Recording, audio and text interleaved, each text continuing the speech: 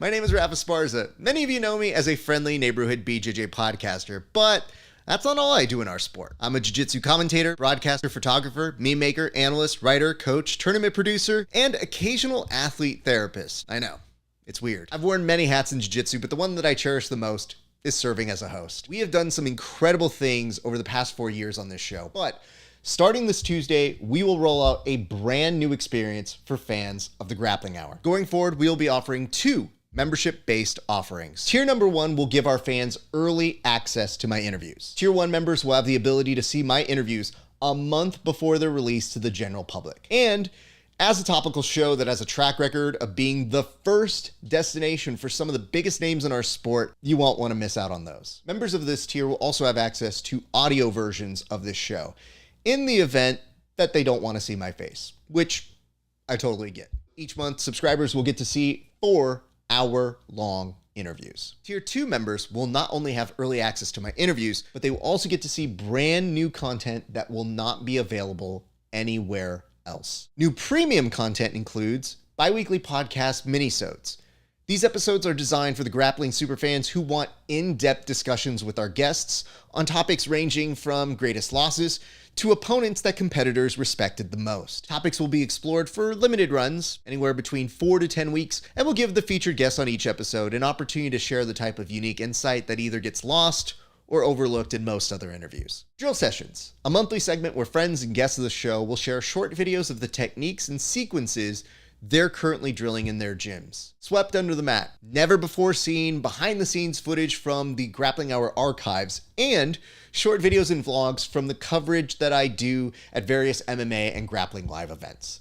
Members will also be treated to show bloopers and occasional clips of my own training sessions. There's also going to be a live chat dedicated to members of this tier that will answer questions ranging from just about anything you guys want to throw at me. And finally, members of this tier will also have the ability to pitch mini-sode episodes and occasionally submit questions for upcoming guests. To become a member, head on over to hi.page/grappling hour. You can also find the link for that page in the description below.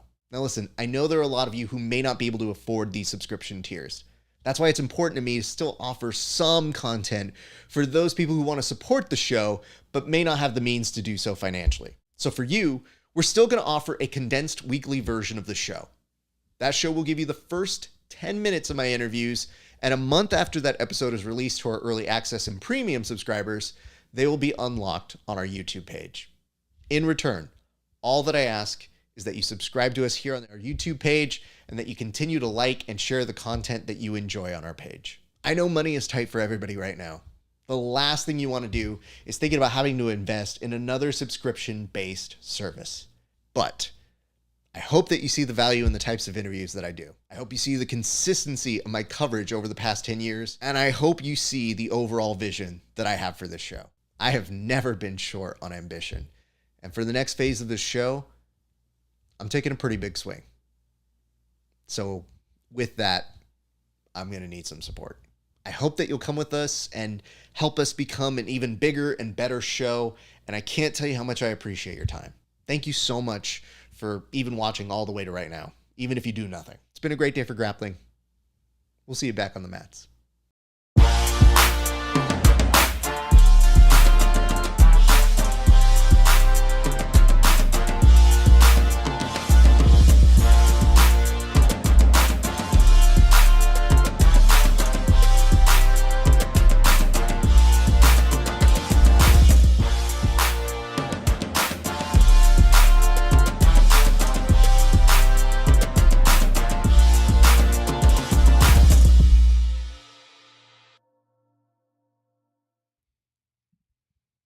Oh, no, we didn't fix that camera. Oh, shit. So we're going to go on this camera right now. We're going to do this one live. Hey, what's up, everybody? It is your friendly neighborhood BJJ podcast for Rafael Esparza, and we are coming to you live from Milton Arguello's Mixed Martial Arts Academy. I have a guest here, a most excellent guest, one Eddie Bernal, who recently just won his fight over at Lights Out Fighting. It is good to see him. It is good to see you guys, and we're going to fix this camera. But Eddie, we're going to basically tell people we're a little bit behind on the UFC Fight Pass. Yeah. So pretty behind. We're pretty behind, but we are going to be catching up with you guys. So we are going to put on right now J-Rod and Anthony Silveira. So just so you guys are aware, you may know what happened a little bit before us. We've been getting ready here. We did some training a little bit earlier, so that's part of the reason why we're watching slightly delayed. But you guys will get to see our real-time reactions to what happened and what has transgressed, and then we're going to start fast-forwarding through some shit. And then just to let you guys know, we're also putting on my side, there's also AEW Revolution, so we're watching a little bit of both at that time. So do me a solid here. Would you tell the people what just happened recently for you, sir? I had a fight about 2 weeks ago, I'd say, I think, February 16th. Went pretty well. Had a 19-second knockout, so one of the first messages I got was from my buddy Rafael Esparza. Said, let's do an interview, and I'm like, I'm down. And then he invited me to do a fight companion, which I've never done before. But I'm really excited because this is a hell of a card, and excited just so you guys to see our reactions to it. Well, keep in mind, what you did tell me is you were nervous that you might sound not educated.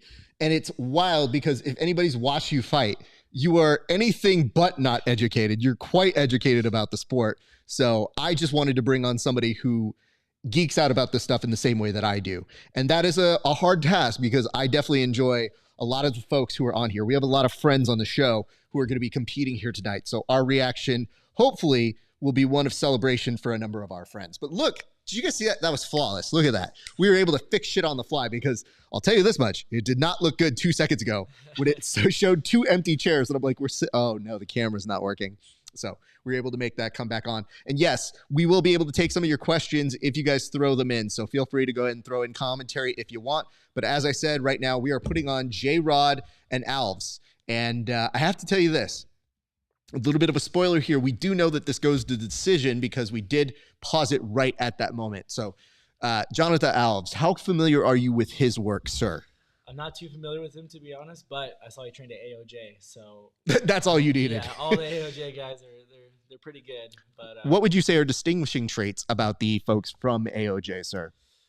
I mean, I know a lot of the guys that have trained there, and they're pretty good on the legs. I know that. But I mean, you have guys like Lovato and, you know, guys like that. Who's the other? I can't remember the other one's name. Tynan. Oh my God, Tynan's so freaking good. And by the way, shout out, I just saw here, we've got some friends in the chat who have been coming in. Shout out Jiu-Jitsu Means. Shout out David O. Shout out Ben Folks, friend of the show. It's good to see you, brother. I hope you are doing well. But you know what? I have to say this, and I don't think Ben is staying long enough to hear this, but if he is, this is the true test. There's only one person in like all of Jiu-Jitsu and MMA that I've wanted a super fight with, and it's Ben Folks. But he doesn't train as much anymore, so I kind of feel bad calling him out. And he has told me, because he has what he refers to as a piece of trash neck, that he doesn't really train anymore. But this dude goes out and plays hockey all the time. And I'm like, bro, if you can hockey, you can grapple. Yeah, I definitely think so. I don't play hockey. I feel like it's a little too violent for me. Yeah, the fighter here is like, no, it gets a little too messy for me. So right now we already saw kind of a pull to guard this way, and it is at 6:23, and there's already a leg attack here. Now, can you tell me what Alves was going for there?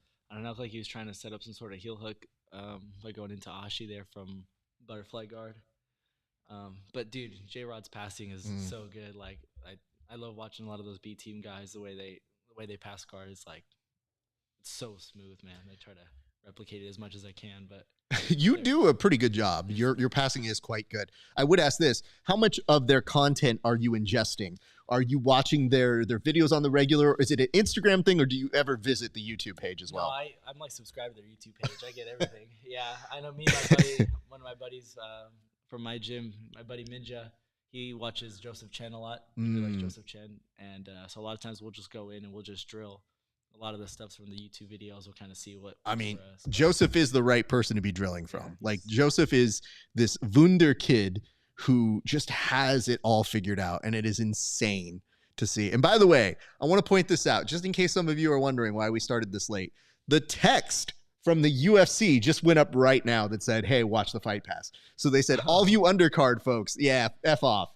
We're going with the real people here. So just to let you guys know. And for those of you watching on Instagram, and you might be wondering, why don't I see both of the people? There's like this big empty space. Here's why. They have a reason where they only do it in the 1/3 in the middle. So it's a vertical integration.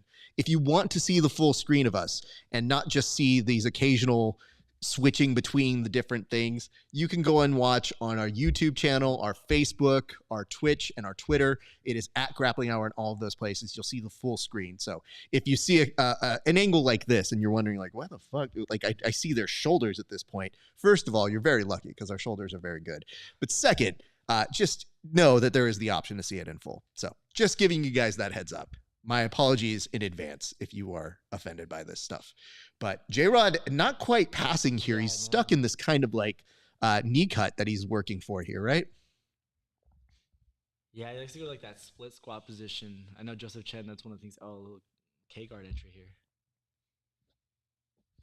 So it's so funny because you are seeing Alves look for this kind of attack on the leg by basically going over the side and kind of getting into that almost 50-50 position. He wants to isolate Joseph's leg, and this is actually a smart attack. This is one of the few things that I've seen Joseph kind of look a little bit weaker on, and he doesn't have a ton of weaknesses. Yeah.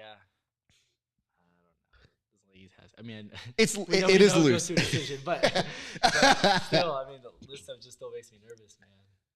And I do love this. So I have appreciated the Fight Pass Invitational for the ability to go ahead and mix it up with people that you wouldn't necessarily see together. Like Alves, oh man, Alves looked like he did what I did to you earlier, actually. No, yeah. Jesus. Which, by the way, I apologize for that yet once again. Okay, just making sure. So we're going to get back to this in a second. 3:23 is left on this match. And I wondered if you guys were watching it from the earlier. Did you guys see the earlier cards? Because I haven't looked up the spoilers yet. So I want to know how Ben Eddie did. I want to know how Shane Shapiro did and things of that nature. So feel free to chime in the comments. And what's up, Worth 1,000 Words? It's good to see you again. Yeah, I remember watching Ben Eddie at the ADCC Open. The one in Long Beach a couple weeks ago, or maybe like a month ago. Oh yeah, dude, I knew he was solid, but just like it's different seeing people like that in person, man. They're so good. It is, and I mean, Ben Eddie is one of those guys that like sneaks up on you, dude. He is a very deceptive grappler, and I would have never guessed that his stuff translated so well to combat style. Yeah. Like he was somebody that I thought was just a fun person to watch. But damn, dude, his ability to switch things up and to get in this is pretty amazing. Yeah, I mean, we were talking about that earlier, how much different it gets when strikes are involved. Yep. And, oh, wow. You're talking about the transition here, almost this roll to the back here. This was sick. note comes from friend of the show, one Jake Watson Media, that says, love me a nice fight companion. Jake, good to see you, man. Keep doing good work. I believe Jake was actually recently doing the, I'm going to say the name wrong, and it's a good thing because I don't commentate for them, but the Aiga, that one that's happening over in the Middle East that they do. Oh, yeah. I think he will be commentating that next one if he didn't just recently commentate one. So very happy to see him doing big things. Yeah, I feel like, because I watched MMA for a long time, but even when I started training jiu-jitsu, I didn't really watch a whole lot of it, you know? And I feel like a lot of the UFC Fight Pass Invitational stuff, or like the combat jiu-jitsu stuff they have on Fight Pass, kind of really helps branch out like a lot of the names and gets people more familiar with these guys. It's just nice to see. I mean, the original intention was to try and do these team events where they would bring on, like, mix in some MMA fighters. And then I think, didn't Cub Swanson get his knee shattered off of one of these? Oh, yeah, you're right. Yeah, and then you think about it and they're like, oh, we shouldn't do that. But I have to say, I thought that original conceit was great, but then they realized they could still make some decent money by just showing grapplers in the sport, like making an investment. And I've heard rumors that the UFC is making a very, very strong amount of, what do they call it? An investment into the world of grappling. So I'm excited to see if that is something that is actually true. Yeah, didn't they get like the rights to show the next ADCC on Fight Pass? No? So they did. My young son. Yeah. How do I put this? I saw that somewhere. It 100% happened. Yeah. And they were supposed to air all the ADCC opens. But then after, I think it was ADCC Open Mexico, they didn't have the right technology specs. Oh. So then they said, we're just going back to flow. Oh, okay. And I was excited because I thought, like, well, let's see what they could do on Fight Pass. They have more resources. And look at this, like, rubber guard attacks here by one J-Rod. So let me point this out before we go any further. I think J-Rod is a weird anomaly of a human being in that he can just try shit. And that stuff that you would go, oh, I think this would actually hurt and be a bad move if you've never done it before. But he has that ability, flexibility, strength, and endurance to just try out random bullshit. Yeah. And it works. Especially the way he throws up buggy chokes. Like, I was just talking about it the other day with a few people because I heard a horror story about somebody trying to buggy choke. And I was like, yeah, you have to really have a certain body type for doing something like that. And it's basically that body type right there that J-Rod has. It's a very deceptive one. So yeah. It's hard to tell people exactly how to do it. But yeah, I mean, these are a couple good attacks that he was throwing in there toward the end.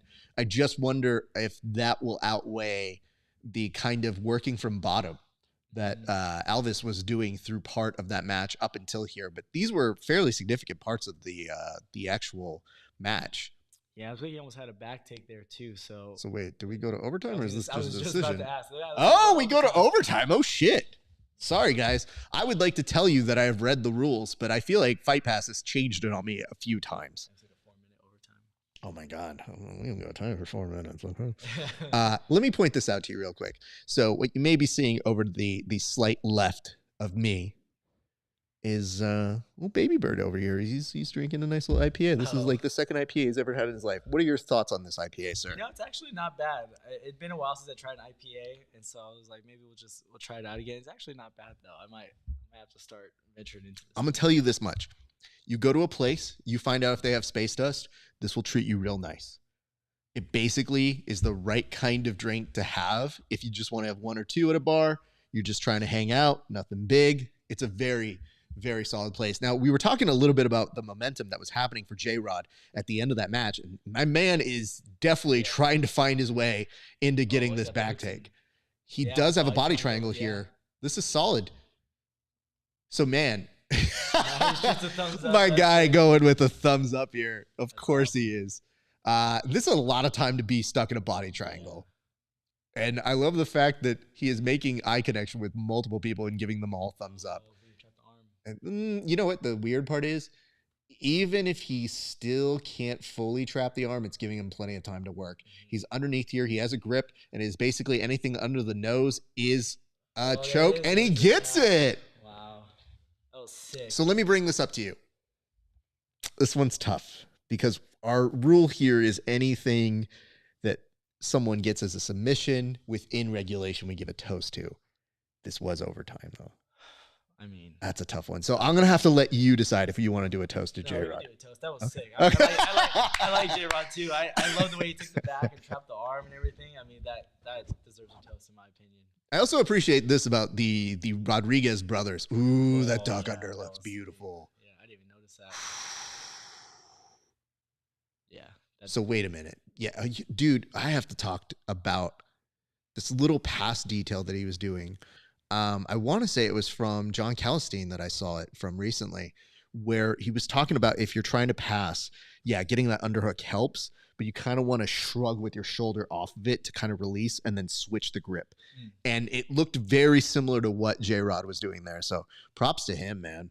Man, what a great way to bring that back. But I was saying the Rodriguez brothers look like they will stay in their rash guard for the bare minimum amount of time. Yeah. Like, I think it is written in their contract that you have to compete in the rash guard, and the minute it's done, they're like, all right, we'll do this now. And dude, why does Micah over here, why does he look like Ben Affleck here tonight? Yeah, I know he does, dude. He looks way older than. So just so you guys know, we're trying not to play this a little too loud. I want to see if we're able to do it. UFC will sometimes flag us if they hear the post interview. So it's not because we don't want to bring it to you, but they were asking, did it go ahead and go to a game plan? And J-Rod was kind of like, I mean, essentially, yes.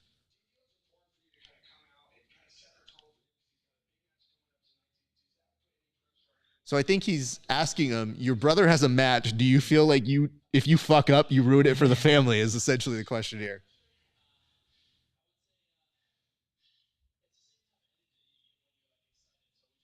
What's up, Brad?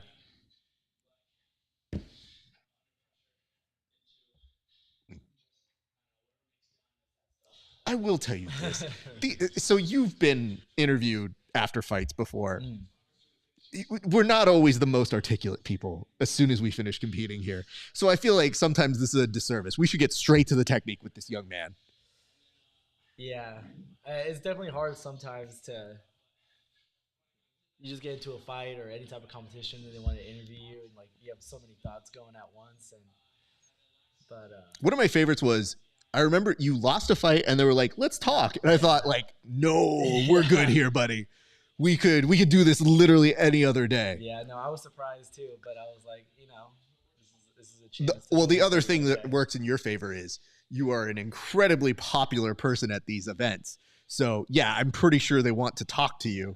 But I'm just thinking, as someone who does do interviews, right, it is not usually my first inclination to talk to somebody if they don't look like they're into it. Yeah. Fortunately, you have such a nice face in terms of like, hey, sure, why not? But I know my resting Raph face would have been like, don't talk to me. Yeah, it was all good, though. It ended up being a good thing. So. Well, you were able to say a few words, which was good because you had a bunch of kids that did come. And that was wonderful to see. We're going to skip ahead right now. We're actually watching Kody Steele's match. And you were mentioning you were stoked to see Kody Steele. Why is that? I mean, any MMA guy that also goes hard in jiu-jitsu and competes in jiu-jitsu has like a ton of respect for me because it's hard to do both. They're very different. So yeah. Being able to compete in both at a very high level is super awesome. I don't know. I just like watching the Level Black guys too. I feel like those guys that anybody that's sponsored by that brand, I feel like their game and they bring it. So I'm a big fan of that brand. I mean, that dude, you did show up here today, and Alex B, like every time I'm rolling with this guy, he's got the Alex B branded out. So he is definitely one of those folks that is amongst the good folks over there. So shout out to our friends over at that place. So good news though. I mean, here's the thing, dude. Kody is somebody who I'm gonna have to mute this now. I'm sorry. I just remembered that. Kody is somebody who he's on such a trajectory in the world of MMA. He really doesn't have to do this. And yet it's so great to see him here because, dude, he's such a valuable member of our jiu-jitsu community. Like, he is somebody who gives you those high octane matches.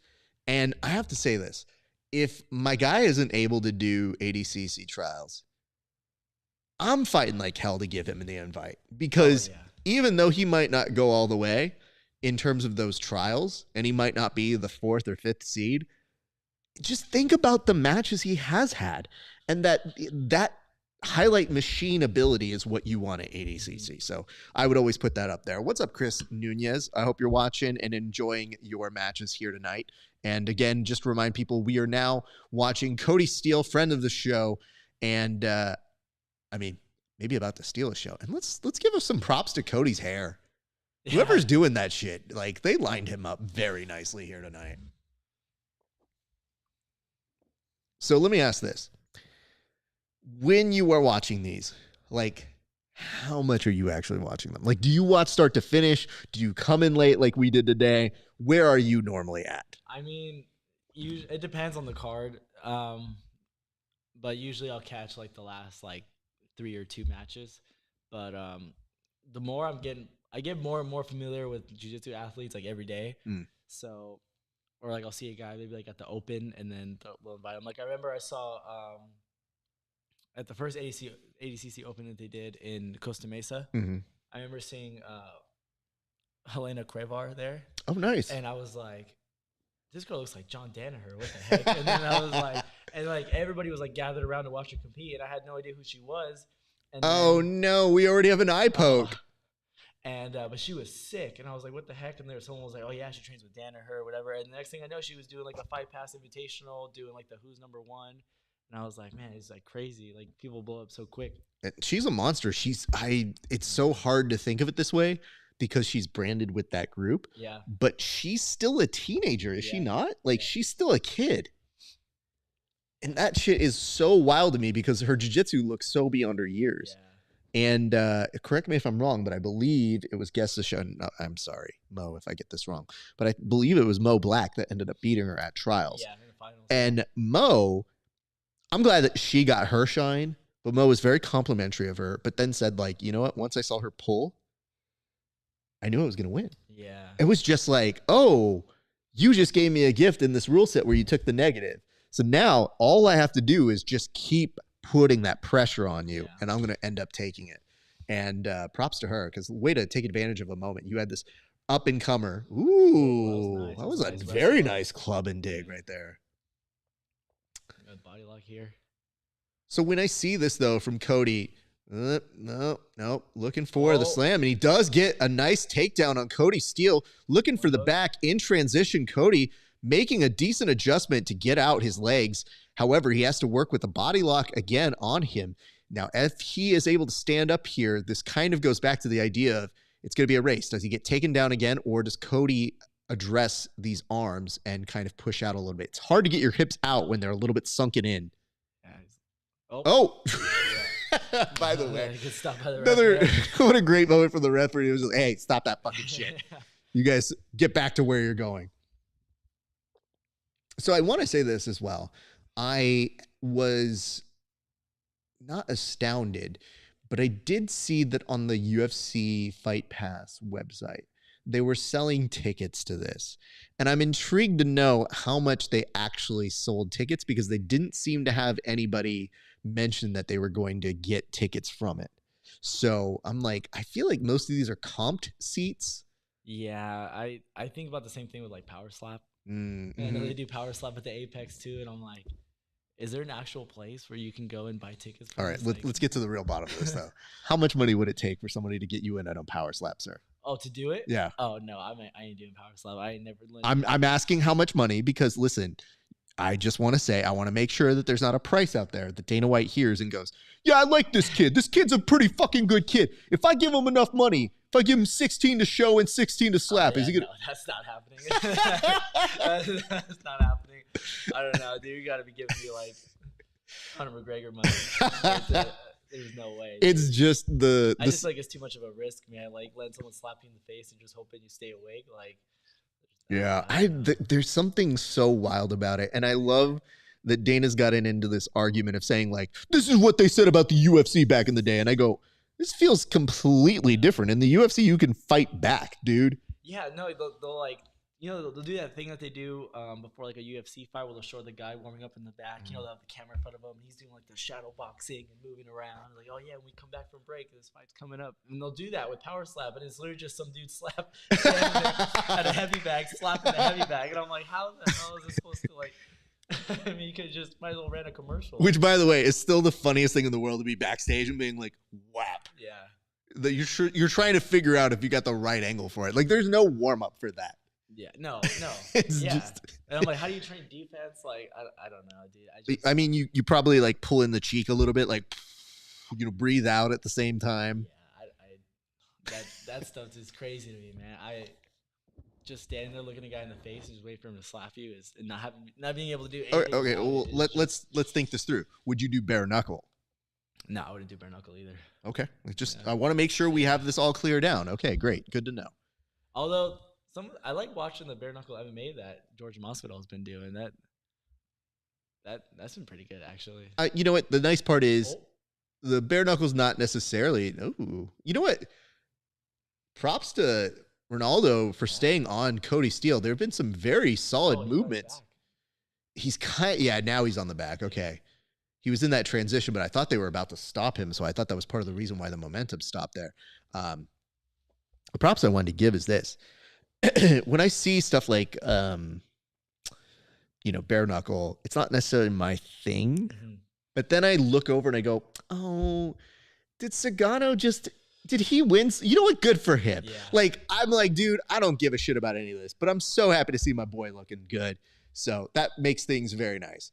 Now, here's what I have to tell people. This is some slight PTSD for me from a little bit earlier in the day, especially when you see the XLB shorts just on the reverse side of how this was working. You know what the worst part is? I wanted to, when we were rolling, Eddie has a really good back take, and I wanted to tell you after the first time you were attempting it, I was like, this is not going to happen again. Oh, Eddie, your dad's telling you what to do. He says, put the microphone closer to Eddie. It's hard to hear him. Oh, my dad's always looking out for me. Thank you, Dad. Let me put this up to you, sir. Thank you for that. But I want to prove to you here that I have done my job, my due diligence, that I have done as best as I can to give your boy, who he can be soft-spoken. He doesn't know his way around the microphone yet. But and it says, can we get the microphone close? We just took it. We took care of it, sir. That's right, because we're a little behind. That's right. It takes a second, though. So, yes, they don't fully know. But what I'm going to do here, Mr. Bernal, is I'm going to show you some proof that I have done my job, my due diligence. Now, what you're seeing right here is a close-up. Look at the number one. The number one is me. The number two is your son. That is me trying to make him sound way louder than me. And unfortunately, it is not coming through. So I kicked it up as high as it goes before it starts peeking into the red. So he will get closer to it. We will make sure of that. I feel like my phone was blowing up right now. I can feel it in my pocket. I'm pretty sure it's like that's what he's doing. Everybody's probably telling me that. You know what? Maybe in the future, I'll hire your dad as the producer of the show. And I'll just be like, no, you can take care of that. You tell me.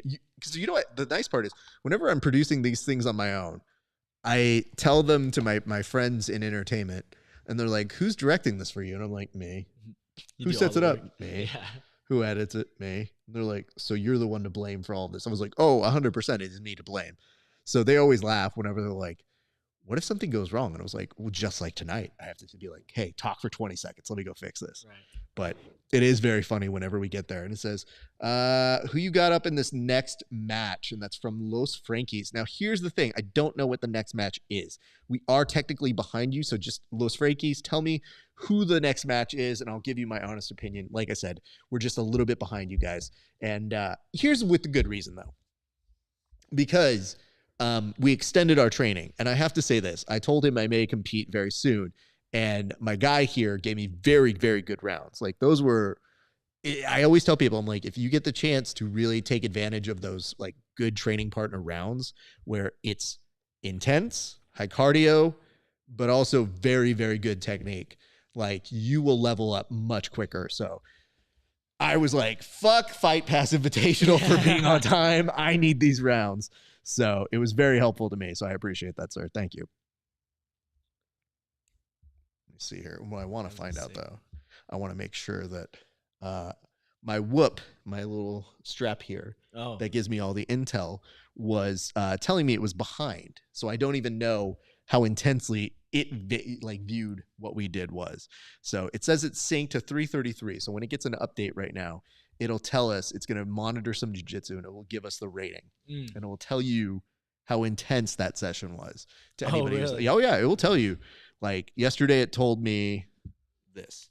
So it told me I had a jiu-jitsu and it was 13.9 out of 21. Okay. And so normally it's really hard to get up there. Oh, nice. Oh, okay. It's hard to get up there, but it'll tell you, it'll be like, you're in zone 4 for 6 minutes. It breaks it down, dude. That's I sick. love this shit. It's such great stuff. And it says over this way, it says, thank you, lots of love and respect. Thank you. Of course, I know that you're helping out here. Yeah. I know. Well, you see, like on Joe Rogan's podcast, sometimes like he'll have to tell the guests a few times to like get closer to the microphone, and it's just like different. That if you're not used to having like a microphone in your face, like it's also different in that I have the earpiece and I hear you okay here. I see. But sometimes I'm hearing you live and not it. So what I tell people is I'm like, keep it at an angle and then just talk into it, but look forward. Right. Okay. And it is it's a tough trick because sometimes people start doing this and even this sounds like a little bit off, but it's like, dude, anybody who's ever been around a microphone, I'm like, oh, I'm right up on it. I'm right here, man. I want people to hear it real deep. So Meregali and Diniz.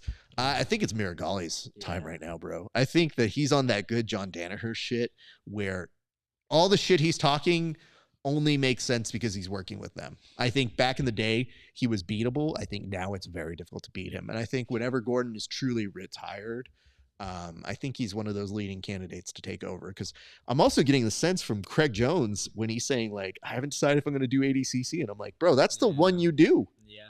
And I get that maybe you don't get paid like you get paid here, but Jesus, dude, that's what's made the brand. Like, we knew Craig Jones after the 2019 ADCC, and he's on it, but I think, no, still a little scrambly here, but he is oh shit, that might be it. Oh, no, it was not. Wow, impressive on over to, ooh, then some slaps in there, sir. Kody Steele, push him up against the wall, and the instincts are MMA based, my friends.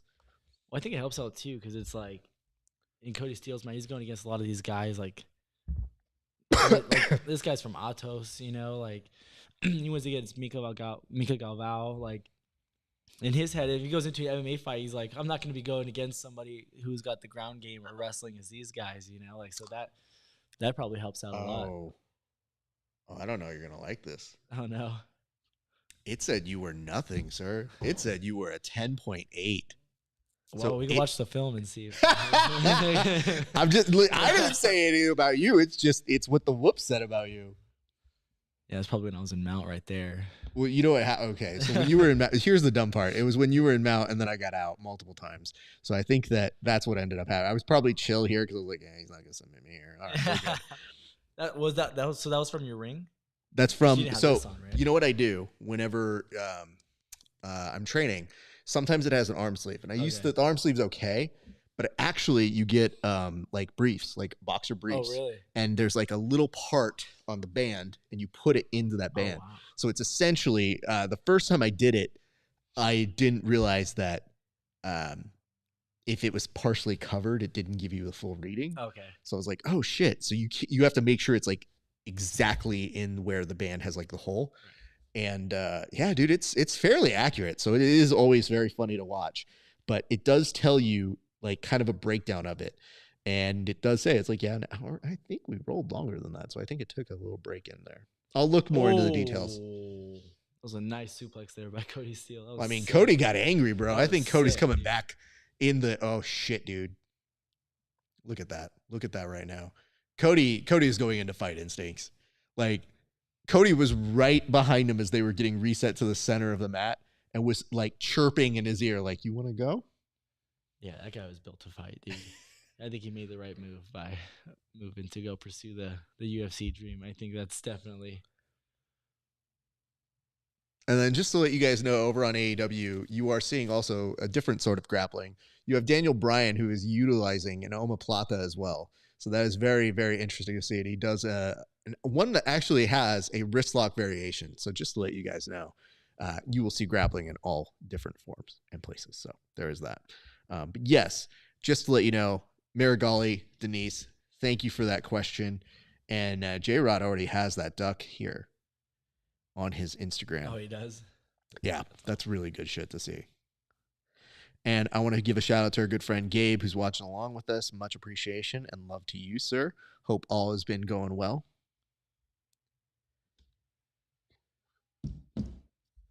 Okay. So we're in the last 17 seconds. So this is where things get confusing on the overtime, because I think both of these guys kind of peaked at different points. Yeah, I mean, I don't know. I'd probably give it to Renaldo Jr., but I know he had the back for a while. He was pretty aggressive. I mean, Kody still had his moments, but my rationale is, are you going from the overtime or the match itself? So I don't know that like criteria. Oh, we go to another overtime? I feel like that's a lot of time. The rules or something. You know what? They probably put them up because I think they do like that pre-crawl. I just feel like these are very strange things because they hybrid a whole bunch of these. So some of these are absolutes. Some of these are weight classes that they just made up for whatever reason. And it's a nice mix of it all. But when I put these things together, like I try to look for it. Ooh. Right here, look. Oh my God, bro. Look, shoulders first. Oh. That's nice. That is a very sweet suplex. Oh my God. The anger in Kody Steele's face. Yeah, I mean, I don't know. I don't think he won it, but I hope he did. Well, let's find out. It's going to be Renaldo then. Yeah. Yeah. If it's a unanimous decision, you can't overlook that back take. Yeah,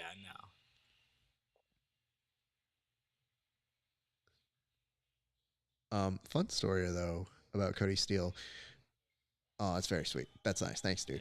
What I would say is when Kody Steele came on the show, we did a segment where we give our guest a submission that they have to land on you. And him and Tackett did it. And my guy started slapping me because he couldn't get the move. And I was like, I had asked him before, I go, please tell me you're not going to hit me. And he's like, oh, no, I'm not going to hit you. And then he realized, I was like, oh, I'm not going to get this move on you in 2 minutes.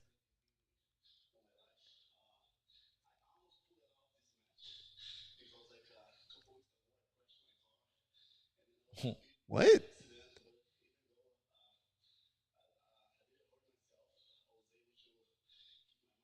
So Renaldo, I think, was mentioning that he was just in a car accident? Yeah. But that he couldn't pull out because he also knew that his opponent was training for him. What a nice guy. I mean, I don't know that I'm thinking much about my opponent after I got, like, T-boned on the fucking highway. So props to him, man.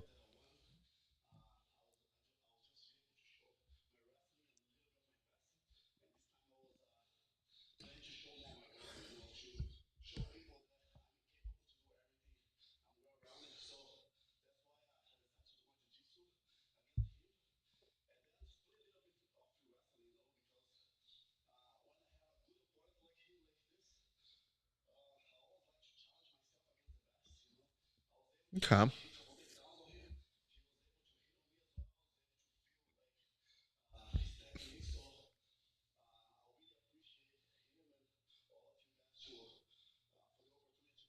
I think he is overwhelmed with gratitude at this point is the best way to kind of categorize what Renaldo is saying here. Yeah, dude, he's sick. I mean, there's a lot of guys on these Fight Pass shows that, I mean, I'm not too familiar with, but like now I'm like, oh, that's the guy that beat Kody Steele. You know what I mean? Yeah. So, like, you see his name now. It's like, but like they get their shine. Yeah. So there's a very funny Shaq post that I feel is always apropos for these moments. Oh yeah, which yeah. Every time I see something like this, I feel like this is the kind of thing that we need to say to our good friends whenever that happens. So I feel like this is apropos of what happened here tonight. I love that. Yeah, I see that like on Twitter all the time. Bro, I think it's the most important meme there is to just remind people like, oh, yo, I'm so sorry. I made a mistake here. Because I feel like this all the time. Dude, as somebody who ingests so much jiu-jitsu, sometimes I like to be at the cutting edge of knowing who the people are. But I can't know every single person every single time. So when I see this meme come in, I'm always like, oh my God, I feel like this is what I have to put up all the time for our friends. So Renaldo, even though you don't get an official cheers here tonight, I will tell you this. I am sorry. I was not familiar with your game, though I am. Just not on this level. It was very good here tonight. Yeah, that was solid. Jessica Andrade. Bringing what looks like her favorite Thea. I don't know. Her favorite cousin with her tonight. So we're going to fast forward this. But we should do a toast for J-Rod because you had mentioned that you felt like he deserved it. So I'm going to let you lead this one. And I'll show you kind of how we do it, though, first. Uh-oh. Hold on. Let me make sure that this fast forwards properly. I don't feel like... I don't think I could ever show up to an event wearing like a Sean O'Malley wig. Nah, yeah, definitely not. Maybe like one of those Khabib ones. So you think you could see yourself rocking a Khabib wig? If I was a huge Khabib fan, or like Khabib made a comeback or something, like I could see it. Sure. Sean O'Malley, no way. Yeah, he's not the guy that I think any of us really want to be there or for. The Shavkat one, the Shavkat Rakhmonov one. You would do that one? No, that thing's awesome. that thing's sweet. So the word on the street is one of the matches that happens a little bit later on this is insane. So that's before they even get to the Sting match. This one right here. Okay. So we're gonna keep eyes on this as it's kind of going along. But the Daniel Bryan and that's Eddie Kingston. Eddie Kingston cuts a very good promo. Okay. Like they gave him a triple championship. And the best part of this is the storyline here is Daniel Bryan or Bryan Danielson is the best wrestler in the world. So when he's saying things to this guy, he's always like, hey, you're a bum. Everybody gets the crowd. He's like, yo, call him a bum. And they're like, you're a bum. And it's like, dude, the fact that they get to do that as a storyline is so great because it just allows them to cut even better promos. So this has been a very solid back and forth between those two guys, and they're telling a very good story here. But speaking of telling stories, Victor Hugo and Roosevelt Sousa on the screen right now. Victor Hugo also having some very good performances recently. Yeah, and Roosevelt Sousa, it sucks that this is the way it is, but the only way I remember him is by like the 11-second submission from ADCC against Kody Ryan. It was something like that. He just went to butterfly half and went to Ashi and heel hooked him and tapped him right away. I mean, dude, let's put it this way. I think we've all been in those moves with somebody that we know. Yeah. Where you get sucked into that vortex and it's just like something's happening. Like you can't fix it. The fate is you're going to get swept. Yeah.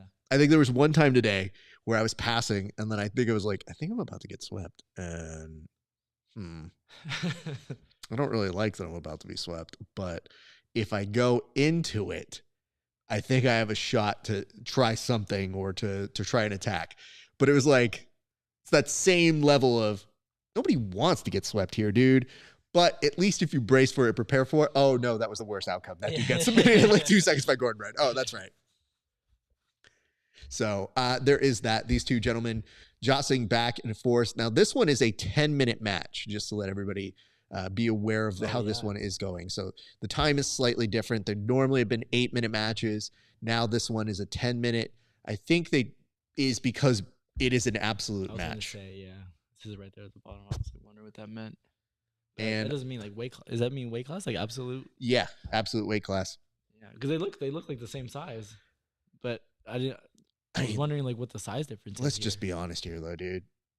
After they get to a certain weight, they kind of look like the same size. Yeah. So like, when you fight at 145, I'm like, anybody below 150 is the same weight to me. Yeah. Like everybody here. So anytime they start trying to tell me that. We have Victor Hugo on Roosevelt's back, and he has at least a solid beginning to a body triangle. I think it's hard to get around that dude. Off to the side a little bit here, but I mean, let's be real, dude. Trying to get around that dude's frame is a difficult task here. Yeah, I'm stoked that Ben Folks showed up. Ben Folks is the homie, man. I fucking love Ben Folks. I do. That's one of the benefits of doing this on Instagram is you do get to see the people who have peered in and out of the room as it happens. So like every so often I'm like, oh shit. And I think sometimes they think like Marshall just showed up as well a little while ago. And a couple of other homies, Don Stoner. What's up? good to see you. Deaf Grappler. I guess we're very helpful to them, so that's good. Oh, nice. So we have a lot of friends who make their way onto this show. Oh, there's a full body triangle now. Oh, yeah. Oh, I think so. He doesn't have it perfectly, but I think he is with 7 minutes left to go. That's a bad place to be, brother. Yeah. Like if your opponent's on their back and has a body triangle, you got a shot to get out. If they're like trying to put that pressure down, it's across your stomach. Your neck is just really exposed, and he's starting to get that kind of cross grip. So that kind of like palm to palm grip, which makes it very difficult to kind of get out of. He's trying to fight hands now. It's never a good sign. I think he's behind. I think this is going to be a tap right here. No, he's a little off though. Yeah, he's got the angle. He is angling out, but I mean, here's the one thing that I will say about big boys. Like, for what they lack sometimes in finesse, they can just make up for in, I'm just going to take this. Yeah. Oof. This looks fucking exhausting. Just like looking at this. Yeah. Being in a body triangle is not fun. I try to avoid it as much as possible. Definitely try to avoid it as much as possible. Like, I don't know if my dad's still watching this, but he's like, oh yeah, I could never do that, man. I get too claustrophobic, you know. And I'm like, yeah, being put in a body triangle flattened out probably is like someone's nightmare. Yeah, probably not the best place to be if you're claustrophobic. So when your dad watches this, your dad, did he ever train? Does he have any familiar with this? No, he wrestled a little bit in high school, yeah. But now he's it's so funny. Like I tell him now, like how awesome jiu-jitsu is for like self-defense, you know, obviously sure. If you use it the right way. And but he'll watch like a lot of the MMA fights and he'll see guys dominate on the ground and it looks so easy, you know, and we know it's not. No. It looks easy, and then he's like, well, why doesn't everybody just train jiu-jitsu, you know? And to a certain extent he kind of has a point, because I feel like people don't really train jiu-jitsu as much anymore. I feel maybe they try to train enough just to like get by and just to defend. Because the learning curve for striking is, I mean, striking is still hard. Don't get me wrong. Striking is extremely hard and very sophisticated. But I don't feel like the learning curve for striking is I don't think it's as difficult as grappling. I feel like there's a lot more that goes into it when it comes to grappling. I'm not gonna go either way on that. I will tell you this. I think you just have to find a way to love this. And like, if you don't love this, sure, it may not be your thing. I get it. But if you do love this, it's a never-ending study in a sport. Mm-hmm. Like, as many years as I've been doing this, I still always feel like an amateur. Like, I always feel like, oh, shit, I didn't know that. Or, like, maybe I did something well, but then I see somebody else do it a certain way, and I go, oh, mine's not that. Like, oh, shit, I got to do that. So I always just try to pick up as many pointers as possible. But I know that that's not everybody's thing. Now, this is probably closer here. But you know what's weird? He's on that opposite side. Yeah, he gets the tap. Yeah. You know, I was about to say, I was like, that little morsel of hope is the fact that his foot was on the opposite side of that body triangle, where maybe there's a little bit of pressure you can put down there if your neck has some leeway to it, and it did not there. So that means we also have to do a toast for Victor Hugo, so let's put that on the cards. And congratulations are in order to him. We don't need to see that replay. We'll just hear what Mike Chiasa has to... Oh. Is he going to propose to Mike Chiasa?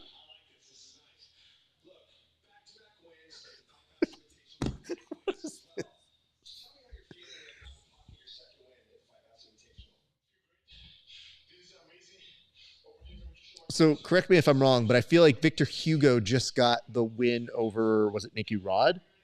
At Who's Number One? Oh, yeah, in Costa Mesa, huh? Yeah, I think that was the most recent win for him. So he is on a very hot streak right now.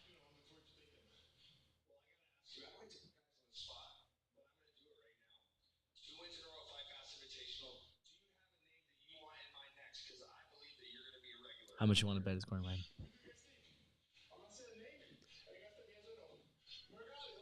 Oh, close though.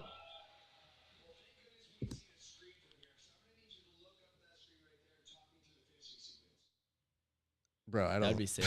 Yeah, that's a good call out. So hold on. I don't like that was the middle question, not the end question. Because now we're like, hey, tell me all about this. Crowd pops. All right, let's go back to talking about the technique. Yeah.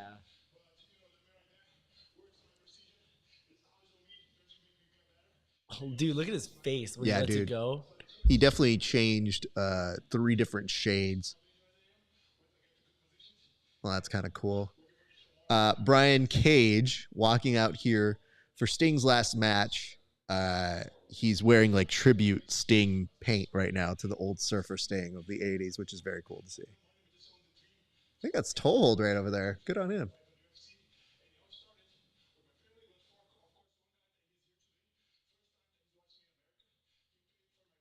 That's very sweet. Yeah, that's cool. Oh, is that Scotty too? Way on the back? Scotty of, God, what the fuck name is it? It's going to be, I'm going to feel so embarrassed a little bit later.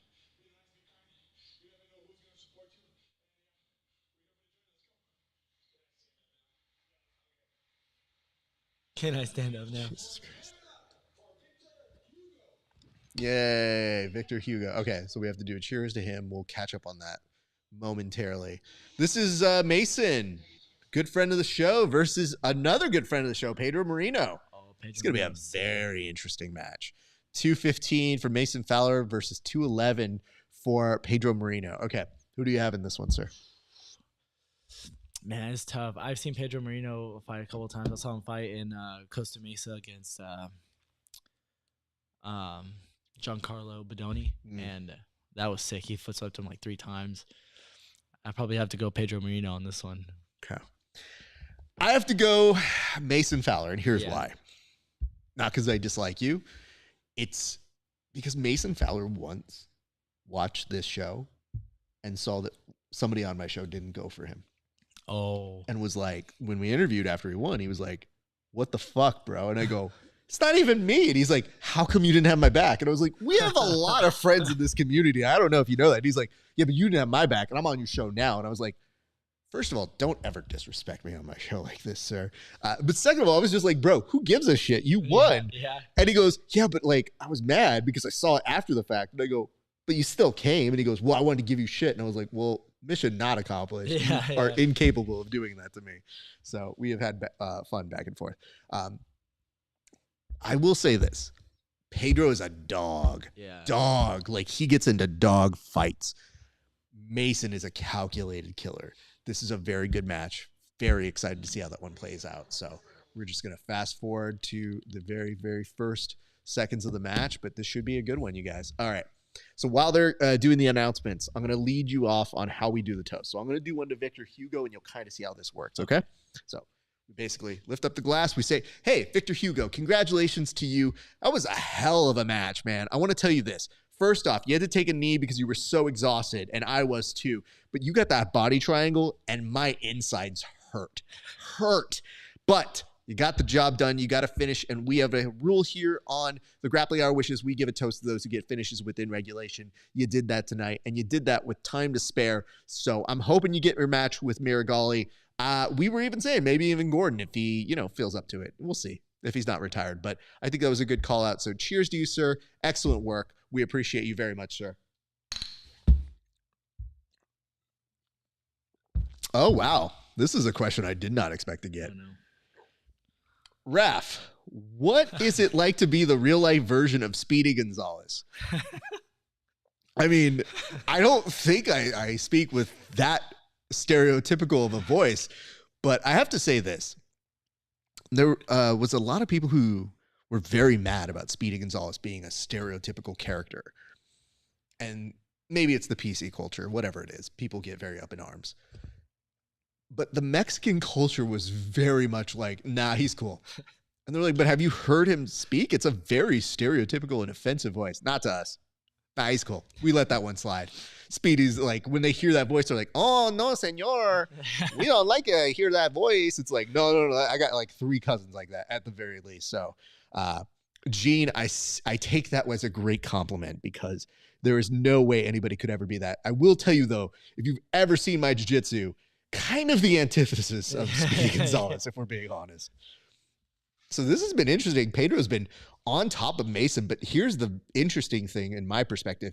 Mason plays very well from bottom. So that's going to be a very, very, very tough thing now that he's gotten kind of down to the ground. Mason was already looking to maybe kind of go to an X guard. He's now going to a little bit of a knee shield, keeping him at distance. Doesn't quite have a frame underneath on the body, but it's going for a grip over on top. And I think at one point, I don't know what Pedro was doing other than just shaking his head back and forth. Yeah, I haven't watched a whole lot of Mason Fowler. I know he was supposed to fight Gordon Ryan, but I don't know. Jean Pascal says Eddie will know what I mean. So what does this mean if you're supposed to know what it means? I don't know. I have no idea who this Jean Pasquale is. I will promise you, like, Eddie has seen me. The fastest thing I do is talk. I don't eat fast. I don't do jiu-jitsu fast. So unless this is like an ironic jump name. on the legs pretty quick. And some of those takedowns today were actually. Oh, you know what? The takedown was pretty good. Yeah, those. Hold on. I have to be very honest about this. I don't get to talk this shit very often, but like, I have a takedown on my man here today. Not once. We'll say at least twice. I can't count that third one, but there was at least two that we'll say here. I got it. We won't cheers to that one. But. Wow. The disrespect to me is so hard. It says, this is the worst camera view. Love you, Raf. My friend, we told you to go to the different places. I can't help it if you can't hear properly. And that is from Jiu-Jitsu Memes. And it says, Eddie, we know that one. This one was from Braden Scott. And it said, what was the most recent match? So I think they're all the way toward the Meregali match. We're just behind everybody. So my apologies. We got some training done here today. I'm very, very happy with the training that we got here today. I needed it. So instead, we just kind of gave up being live. So we're doing our best to actually make up on time. The only problem with the Fight Pass Invitational is they go very fast. And I do appreciate that because they don't waste time in between. They make it like the UFC. Jiu-Jitsu Meme says, I just got here, bro. That's not what my log says. Verbal tap streak because of an error. Uh-oh. Continue without verbal tap cast. Ruh-roh. We're going to have to figure that out. Huh. Is it the audio issue? Did it pick up some of the... Oh, you think what was going on? God damn it. Oh, my God. All right. We'll have to figure that out a little bit later. So we're only on YouTube right now, or we might be back to YouTube, Facebook, Twitch, and Twitter. Now I can see if maybe I can fux it back on over that way. It just might take me a second here. Okay, live video ended. Okay, all good. Let's see what happens here. God, that takedown was so money. Good fun. Train Angry for putting that one up. I've never had that happen before, so that is an interesting one to me. Let's see what happens if... Oh, okay. I think I have a backup here. All right. As I was roasting a little bit earlier, our good friend, Jiu-Jitsu Memes. Yes, you did. You were in the chat before, sir. I saw you there earlier. You don't get to play stupid. Restream. So there might be a way that I can do this in retrograde here. Stream this on your social platforms.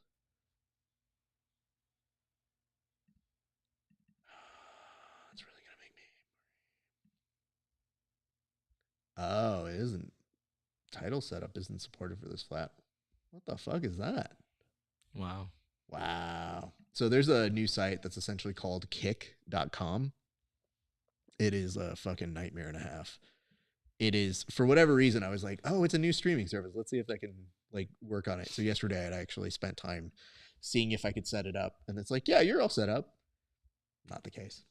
So what we're going to do right now, we're going to press create live video. Grappling hour? Yeah. Fight Pass Invitational. Eddie Bernal. Boom. Audience. Public. We'll see if it can do it live. I don't know that it's going to be able to do it that way, but it is worth a shot. Verbal tap cast and the stream key. So talk to me about what's happening in this match right now. We are more than halfway through it. Yeah, it looks like it's pretty even. It looks like most of it's taking place on the feet. I think Pedro Marinho is still going for his foot sweeps. But lots of collar tie action. Yeah, it looks pretty even so far. Still 3 minutes to go in regulation. It's very interesting that, you start on the ground, you find your way to back up. And then once you're in that backup again, you're kind of like, dude, are you just that exhausted? Because I think to myself, like, dude, I know when I go from being on my back and like being under pressure to standing all the way back up, my body is like not agreeing with me at that moment. I think that's probably the worst feeling ever, is going from the ground back to standing, and you're just like, it could be the first round. Yeah. It could be the first round, and you stand back up, and you're like, oh, shit. So here's some good news. I think I did fix it. However, I have to fix the main camera here again. So give me just a second. You take control and tell us what's happening, as they have like a slight break in the action for a split second here. Yeah, it looks like still more collar tie going. They're fighting for inside position here. Head to head. Yeah, not a whole lot going on here.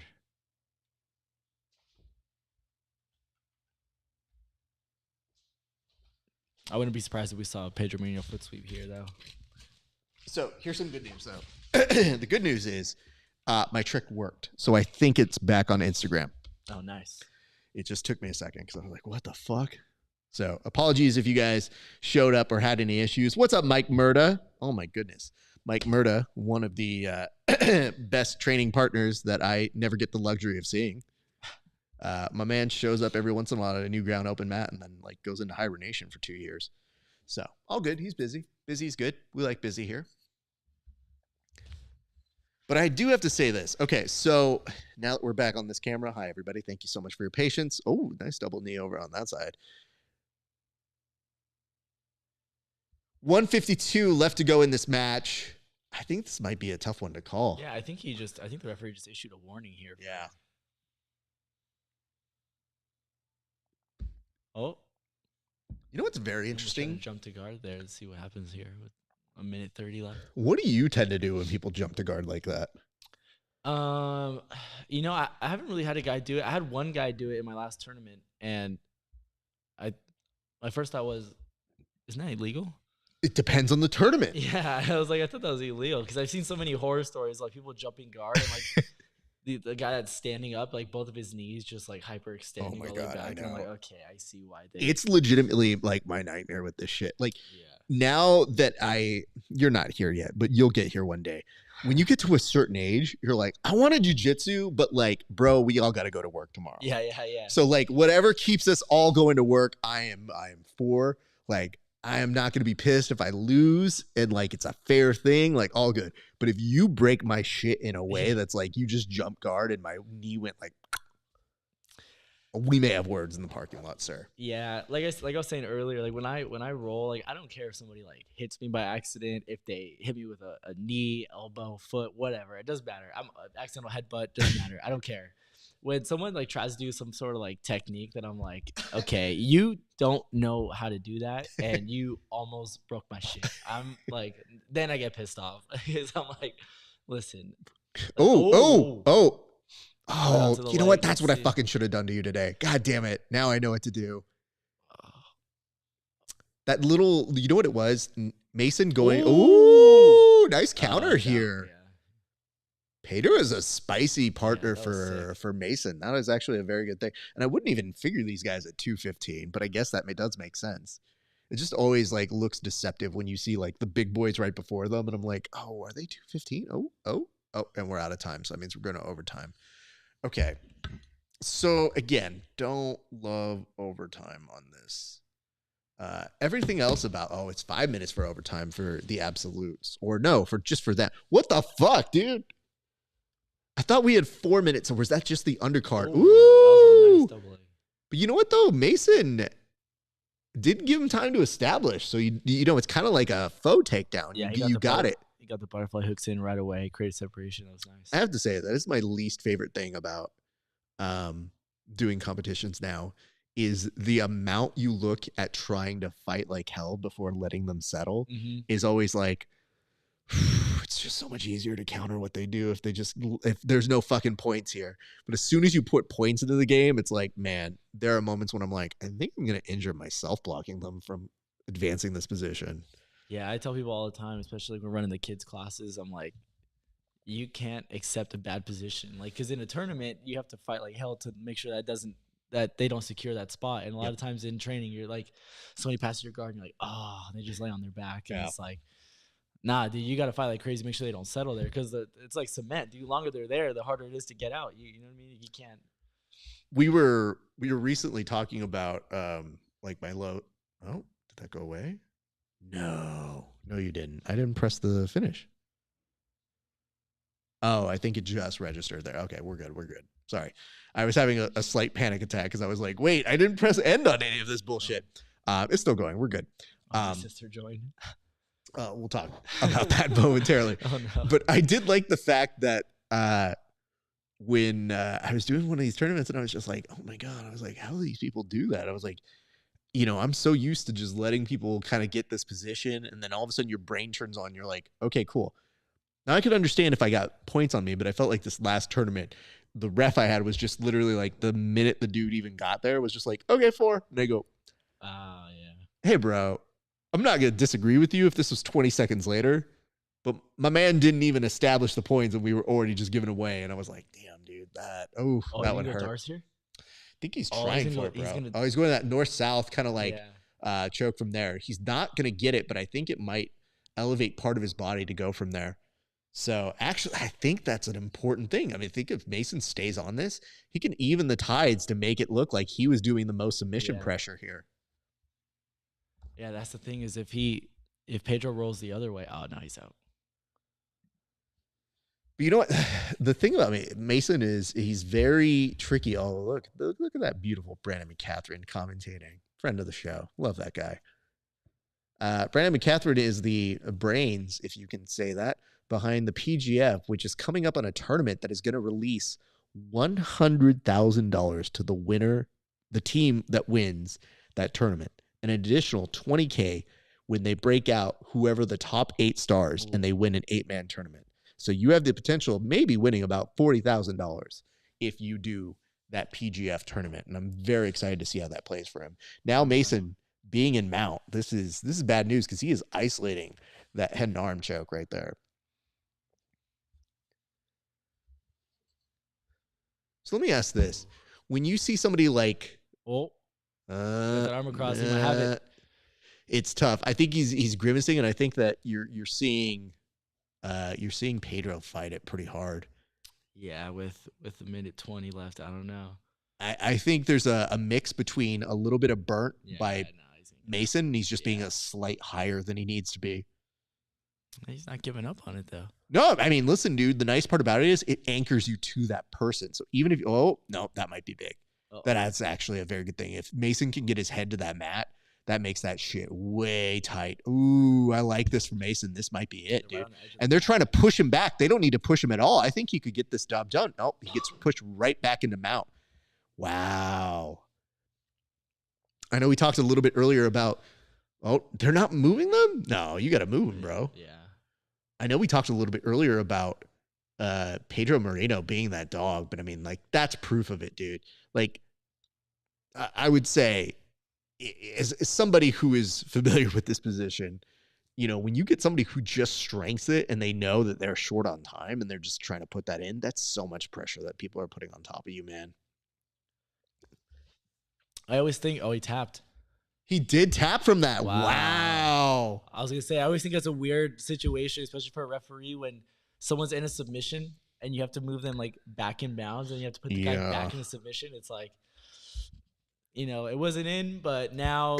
So the dumb part is I always think to myself, I'm like, I got to be honest, dude. Even if you reset me, I feel like that could work for me.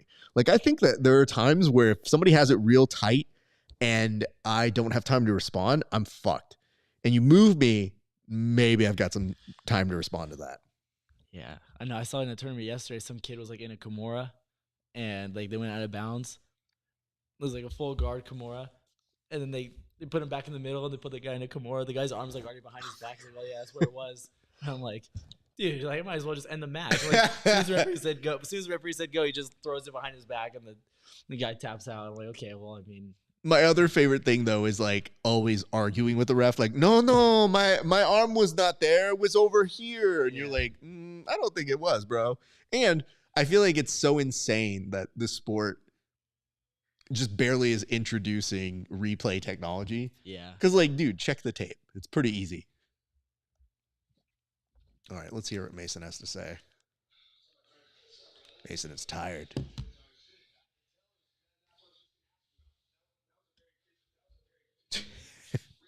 There's nothing better than an interviewer that does this, where they're like, hey, I'm asking. Oh, wait, hold on. That's how this works.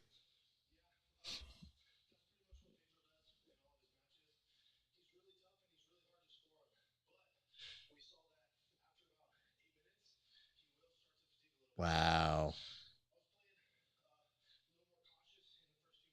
I have to say, I would believe him more if he wasn't breathing hard after every single sentence. Because I have to tell you this. Everybody fatigues after 8 minutes. Yeah. I'm going to have to pull up that Shaq meme again. I know I picked Pedro. It's okay. I know I picked you know Pedro what? Marinho, because you're going to do yours for J-Rod. I'm going to have to do ours for Mason. Otherwise, he might be pissed. Yeah. Mason, if you end up watching this later, man, I'm sorry, man. He never liked you, bro. No. He was always against you. He was telling me out there. It was like, Mason Fowler, dude, he's fucking lame. Fuck that guy. That was sick. I love arm triangles too. It's like my favorite submission. So I am familiar with your work. You definitely tried that a couple times. Oh, I didn't see who he called out. Let's find out. I feel like he'd call out Gordon Ryan again. I feel so. The thing is, he was promised Gordon Ryan, and then his tum hurt. So we're in a weird spot where Gordon was like, "All my obligations are off the table." Yeah. We'll hear what he says here in a second, so we'll pay more attention.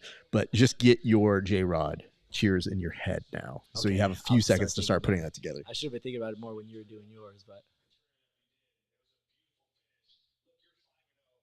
now I'm trying to remember what happened in the J-Rod match. We'll talk about it in a second.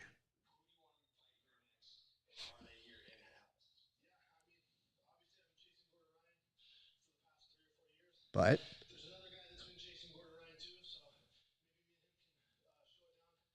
Nicky Rod? Yeah.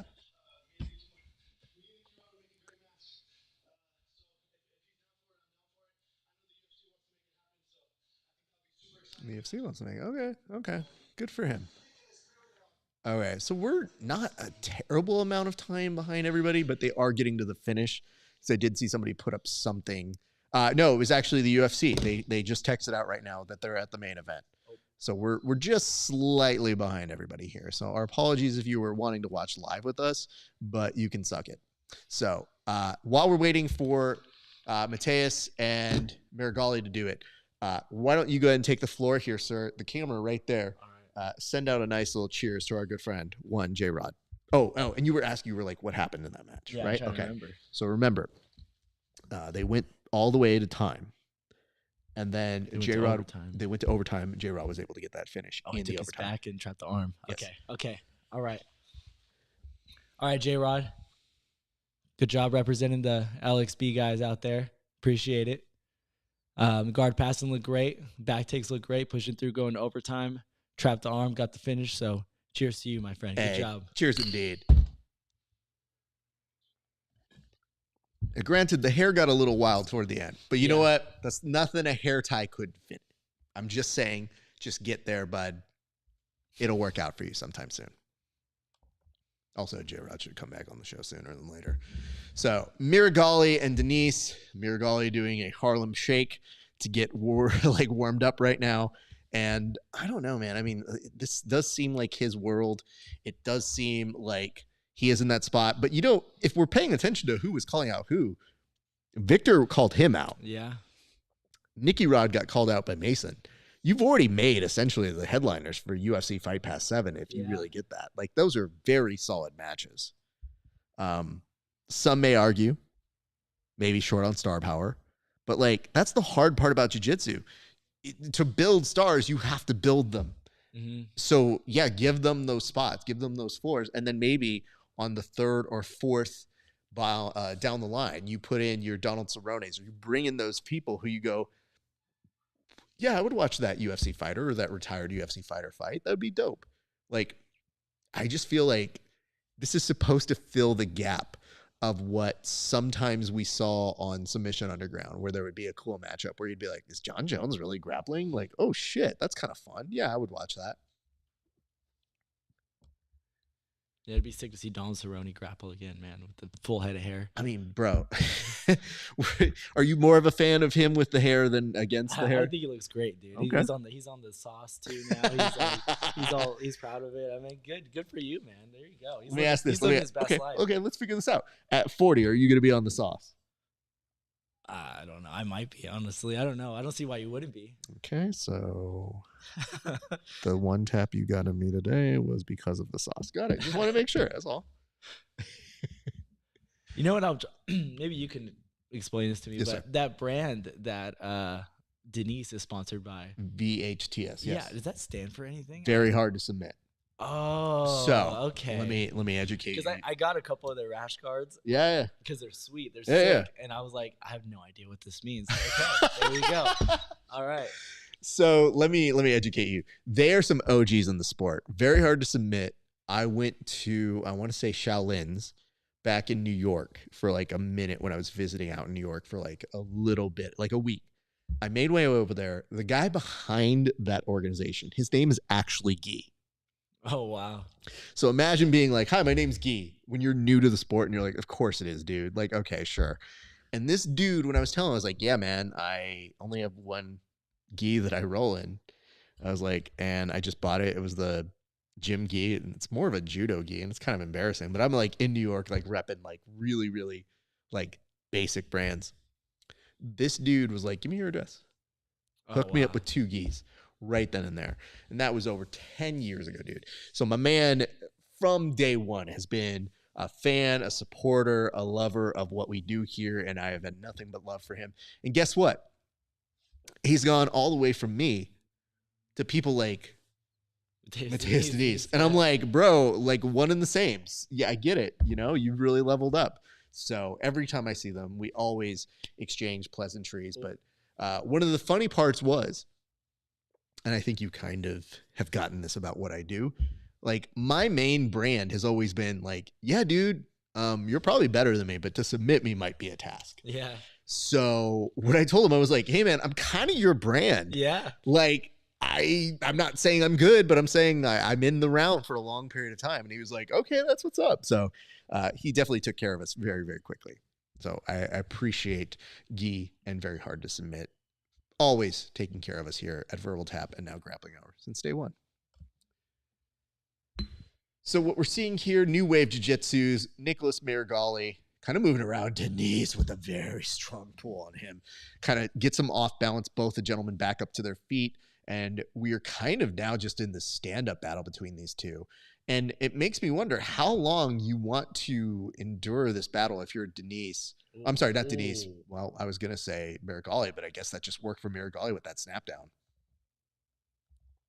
Looking for that gift wrap there. Yeah.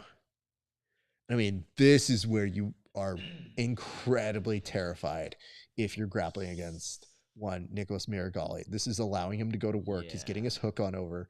And with that gift wrap, it's going to allow him to kind of start spacing him out. Now he's in regular mount against Matheus, and this is just going to smother him down, dude. Can we see a smother here? Yeah. I will tell you this, man. It's not like embarrassing. Oh, that arm is it still trapped there? No, he pulled it out. Good for him. Good job here, Matheus. And back up and over to the center of the mat. So let's get to a real question here, sir. Have you ever been tapped by a smother tap? No, but I've gotten close because my coach, Big Ace, anybody who knows Big Ace knows he's big. So ADCC, he went to ADCC, I think in 2009, I think. Yeah, black belt for a really long time. So when I rolled with him, he was with the gi on. We were actually talking about it yesterday, and he got on top of me, man. He pulled out the gi. It was probably like the 5th or 6th round. So it was all like, I was basically being waterboarded, basically. And and it was horrible. And I was like, I was a white belt at the time, you know, I was like panicking. I was breathing hard because I was all spazzy. And I was like, nah, I ain't tapping into this. There's no way I ain't tapping into this. So I've gotten close, but I've never been tapped. So that was the closest that you was the got back as a closest. white belt. And I can definitely see why people tap to that, because especially if you can't get out and you start breathing hard. You notice it too. It happens a lot more at the end of matches or later on in matches. Guys are tired. You don't really see it happen like right away. We were just talking about how the main guy here, the boss man here, when I'm rolling with him, he's been throwing in the covering in the mouth. And he's trying to get like a smother tap. And I'm like, dude, under no circumstances. Like, you're good, but this is not happening, my friend. And he'll always look at me and he's like, damn, dude, you kind of switch it up on me. And we were talking a little bit about this. I don't want to put this out on Front Street, but I will put this out to you because I did briefly bring it up.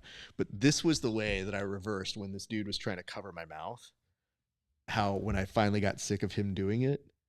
Oh, no. Oh, yeah. You're talking about this. And he was just looking at me. And the best part is he later told me, he was like, oh, I was so proud of you when you did that. And I was like, I was mostly stop doing this shit, bro. Ooh. I was thinking I would get to the back again. Oh, he's back there again. 3:27 to go here. In the absolute, Diniz is starting to grimace. And I think that arm is underneath. This might be over, guys. That is going to be a tap for Nicholas Meregali. Good for him. Dude. That guy's on a tear. Meregali's. I'll be honest, dude. If you're Victor Hugo, I don't know if you want that right now, dude. It kind of sucks that he's on the same team as Gordon and Ryan, because they probably won't compete against each other. Unless it's ADCC, though. Yeah. That's the only way I can kind of see that happening. Yeah, I mean, it'd be cool like if they had like a feud, that'd be kind of sick. Like WWE style, you just have them break up and like go for a big old long feud, build it up. Could you imagine him helping Nicky Rod in one of his matches or something, or like a Craig Jones, and like he kind of like slips on him or something like that, like does a foreign object slip. Yeah, Nicky Rod gets some brass knuckles, takes out Gordon Ryan. The whole balance is restored to the force. Yeah. That would be a lot of fun.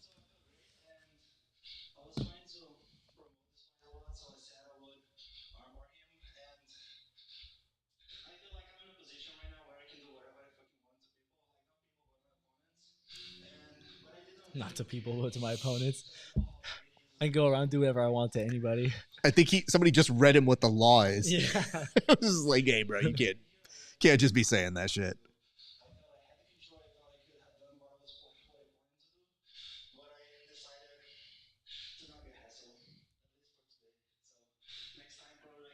See, I decided to not be asshole. Is that what he said? I think so. All right. Fair play to him. I mean, listen, dude, you do have to make a decision not to be an asshole. Yeah, he's like, I'll be nice today. Could you imagine, though, waking up and not choosing violence and being like, you know what? I'm actually a well-adjusted person here today. Yeah, no, couldn't be me.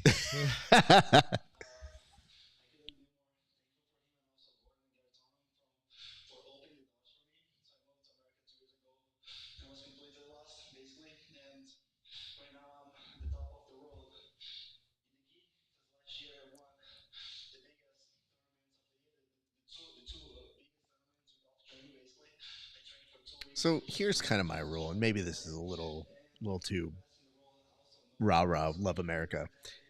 I think it's really hard to do shit talking in a second language.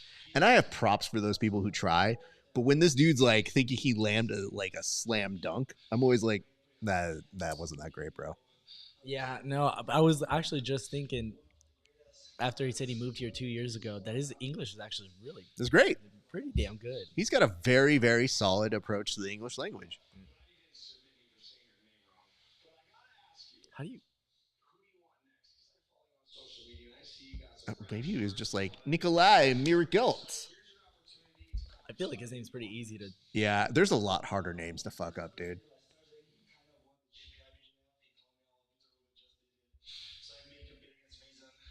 You would think like someone like Michael Chiesa that has a last name like Chiesa that you could easily pronounce it wrong by saying that you would take more time to say it right. You know what, dude? I'll be honest with you. As somebody who said my name fucked up more than a handful of times, it has made me aggressively mess up other people's names. Oh my God. Where I'm like, you know what? Take that. That's what you get.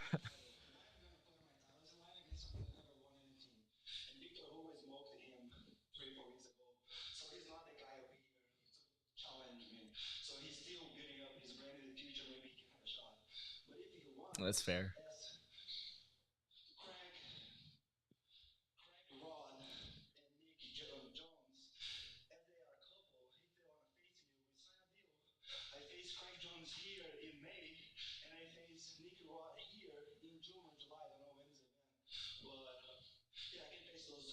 Okay, so he's asking for them back-to-back on events, not the same night.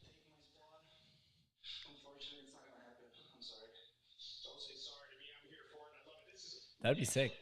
Sure, sick. I'm not against either of those. But I think the easiest thing to say is if you are in that spot is just let it happen. Like, let this fucking transgress itself, because you're going to find out who's going to win. And I don't think he wants to give that time to Jimenez, honestly. I think he's more so looking at Nicky Rod as the threat. I totally forgot about this match, to be honest, until right now. Well, this is your co-main. Yeah. So we are almost right up into the moment. Speaking of which, I'm going to go grab us another beer here, sir. Did you want to do the what do you want to do? Do you want the tangerine? Yeah, I'll try the other one. The other one, Yeah. okay. But you've been happy with this one, right? Yeah, it's actually not bad. Okay. I don't know if my sister's still in the stream, but I know she'll be happy to hear that I'm still drinking this IPA here, because last time I probably got about like this far. Oh, wow. So the fact that I'm almost finished with this one, I think you have to understand, when I lead people to the promised land, I make sure to match them up with the beers I think that they're supposed to have. Yeah. So in this particular case, I was like, I think you might like this one. It definitely does give you a very easygoing evening. Yeah. Tell us about the walkouts. Well, let's see here. We're doing the announcements right now. Nicky Rod versus Roberto Jimenez. So we'll see. Basically comes down to if Nicky Rod can get the body lock, so we'll see.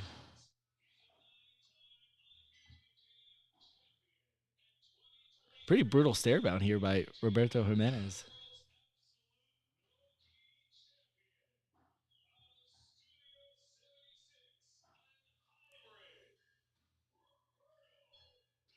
His hands are like pretty heavily taped up. That's kind of interesting.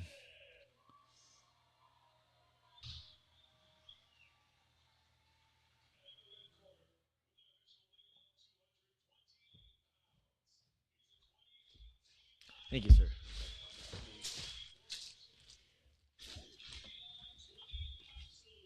I have to say, every time I see Nicky Rod,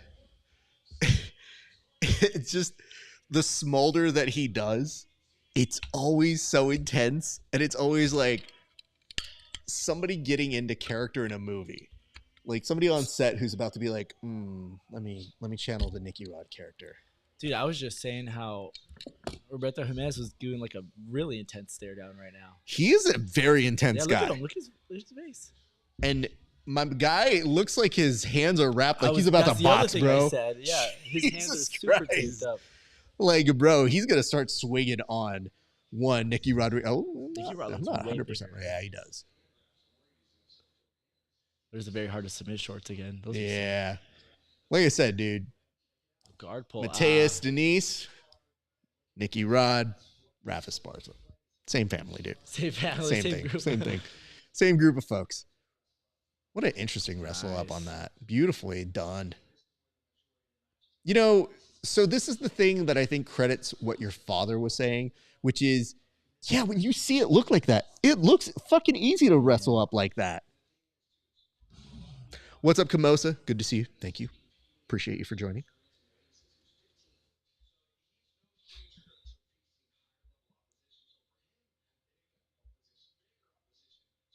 Oh, I need to turn this commentary off. I don't know who's speaking, and I'm just going to get angrier if I hear it going on. But Nicky Rod, in his usual position of kind of working this advanced pass here. Now, here's where I think things get interesting. Jimenez is the one that can surprise you with a leg attack here or there. And I think that is something that Nicky Rod is very well adjusted to at this point. But it is something that he has proven as a good weapon to Jimenez in some really tough spots in the past. I was going to say, I haven't seen a whole lot of Jimenez. Not recently. He's been keeping a very low-key sort of approach. Looks like Nicky Rod's got his hands locked here. Mm-hmm. Yep. There's a pass. Pretty close. It's not established, but I mean, listen, dude. The fact that Jimenez was able to get out of that, credit to him, dude.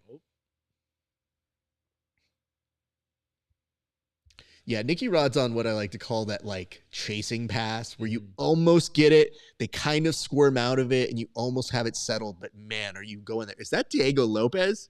Oh, yeah. Look at him, dude. You know what it is? It takes me a second to see that giant swoop over the unmistakable head of him.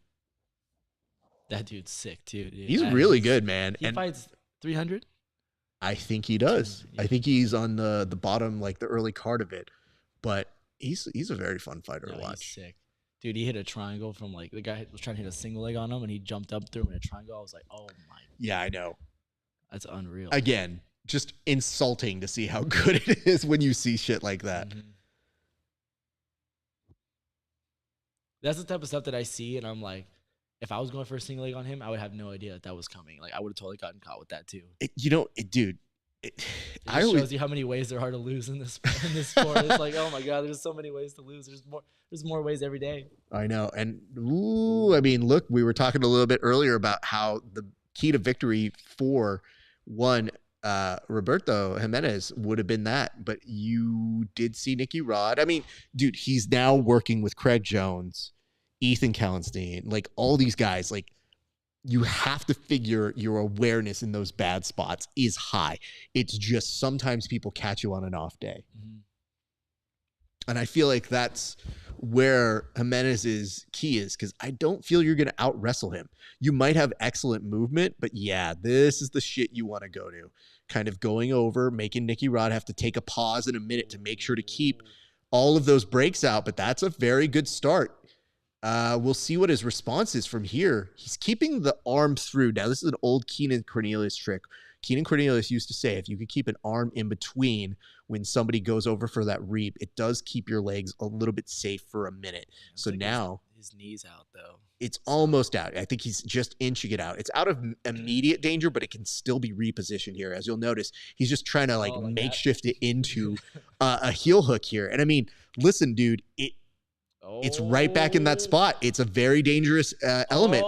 That's going to be a tough one. And I mean, Nicky Rod's going to be looking to maybe go for a toehold, and it's going to be a race between the two. Now, Nicky Rod is putting all of his energy into that one. Now, he's going to Roberto's going to toehold. Yeah. He's switching on over that way, and he's just trying to bend it as much as he can. I think it's just hard to break a Nicky Rod in that spot, even though he has some of the better break pressure in this particular stance.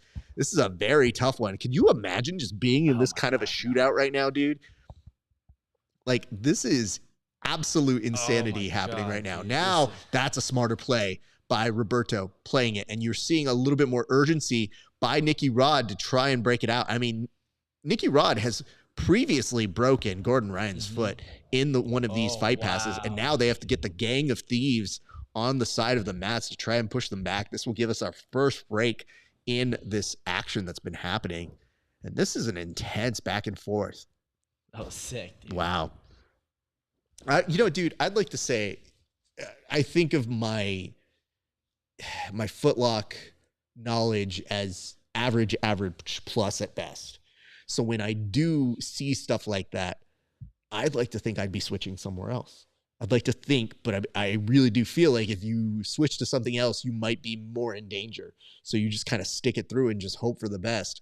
And to be honest, maybe there's no pinch on the knees that allow that pressure to be made so that you kind of get that snap that you're looking for. But up until there, I was just like, dude, I don't know how long I would stay in that position if I was either of them. God damn, dude. I mean, you think about it and you think about, like, if you're Roberto Jimenez, like, you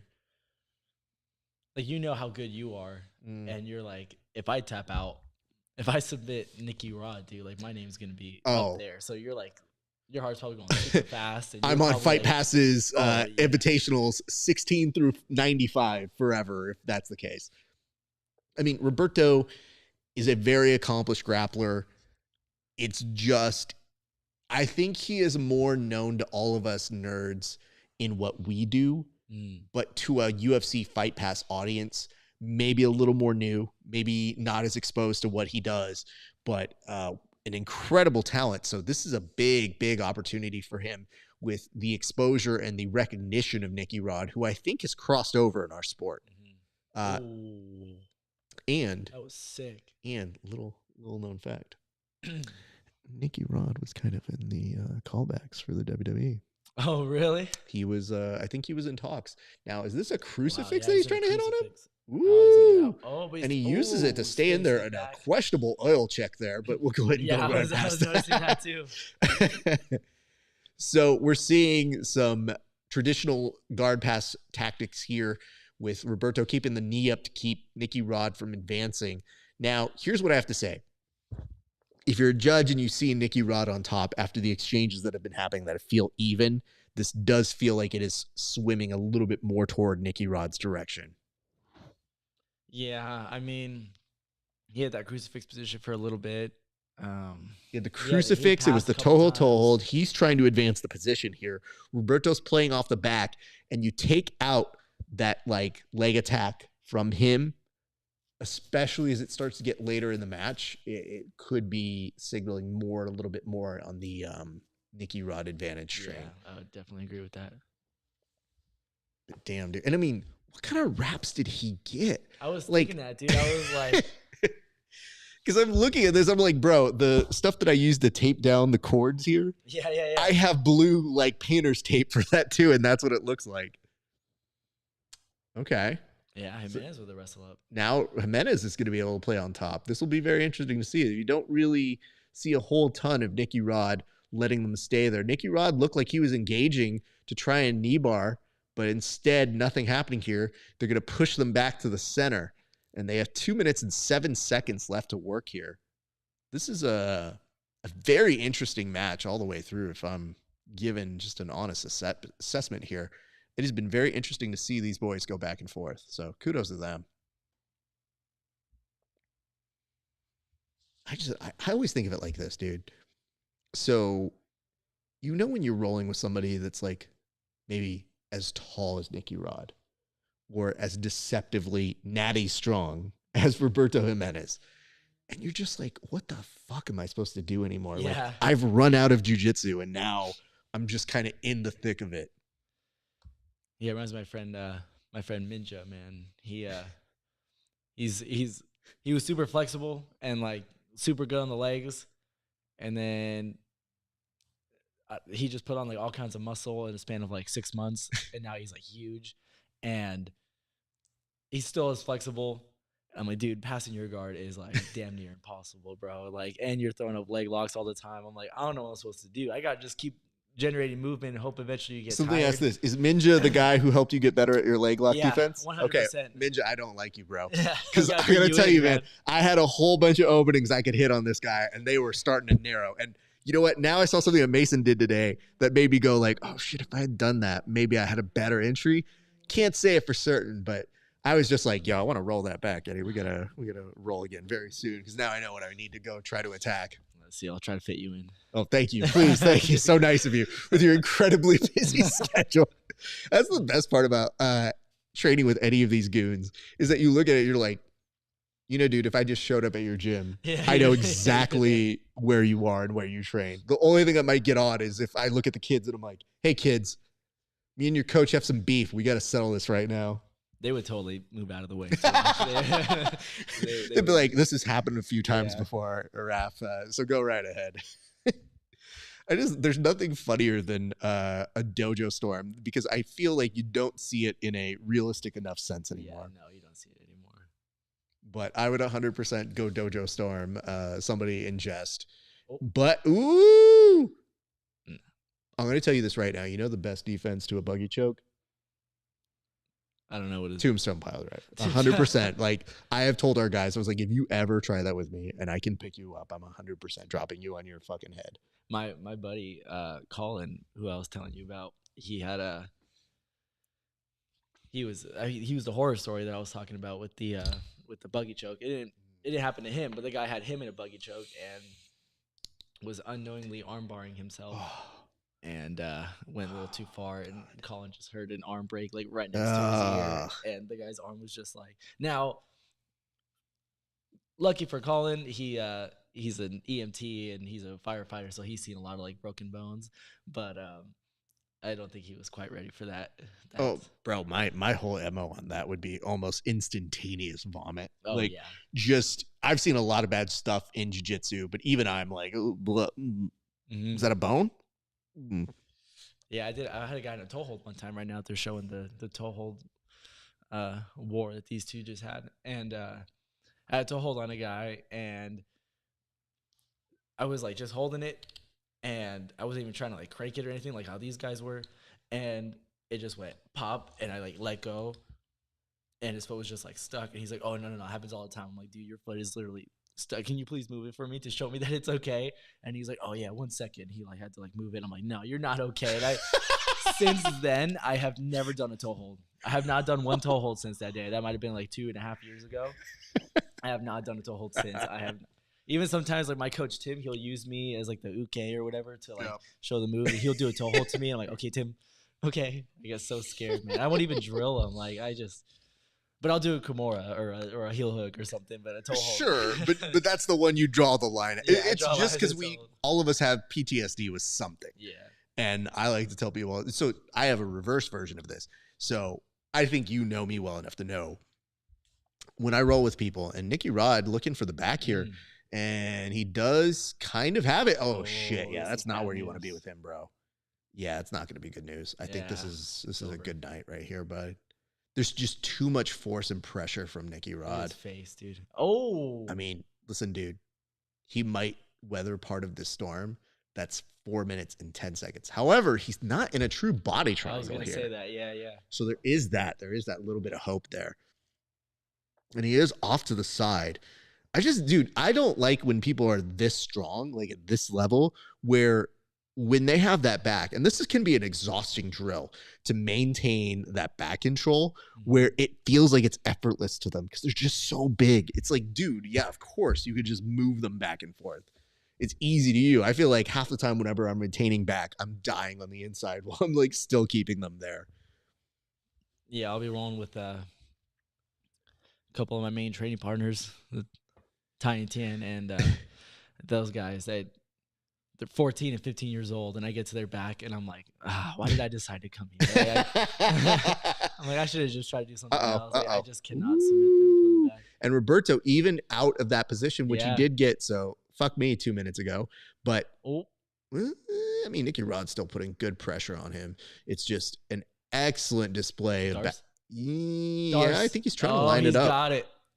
See if we get him on his side. So now it's just if he could get him. No, the problem was it's just the space. Oh shit, Nicky Rod gets pushed back in from the mosh club on the floor. I guess the weird part to me is they only have people on that side. Is that goon squad following them to all sides of the mat? Because I see that other side where they had the walkout ramp and there is nobody there. So are they just like foot soldiering, like hut. God damn. I see Nicky Rod hitting Darces all the time, like on his Instagram and like J Rod too. And I thought he had that. Really locked in. You know what? I think he might have recognized that he wanted to toss him a little bit to get that extra security, and then realized maybe I'm not going to be able to get him to move. Yeah. Plus, it's overtime too. He's probably tired. And his arms are probably exhausted. I'm tired, bro. He's got a decent grip around the body on one Roberto, who kind of rolls in for looking for that leg, doesn't get it. They're back up to a scramble, get to a whizzer. Now they're back up to standing. There's 2:05 left in this overtime, and Jimenez looking for an underhook here. Referee's going to tell him to go ahead and stand on back to the center of the mats. And the look, well, not only that, but Nicky Rod has that like gesture where he's kind of like coming in. So he's trying to make that gesture. So it like, it looks like he's hearing his mom tell him something like, back over, mom. Okay, whatever. I mean, listen, dude, these are some aggressive big boys. Like Nicky Rod is definitely bigger looking, but like Jimenez is deceptively big. Don't ever lose sight of that. Oh my God, that was a wonderful fucking powerbomb there. We're on the AEW telecast. There's Orange Cassidy writhing in pain. Ooh. A nice scramble there. Back in that position. I want you to take a look at this powerbomb that happens on the turnbuckle right here. Oh, jeez. That is a very funny match. This dude has been on a tear, and Orange Cassidy is somebody I think you would enjoy. his character is essentially based off of Paul Rudd from Wet Hot American Summer. So it's like he's never happy or sad or anything. He's just completely like middle of the road, everything.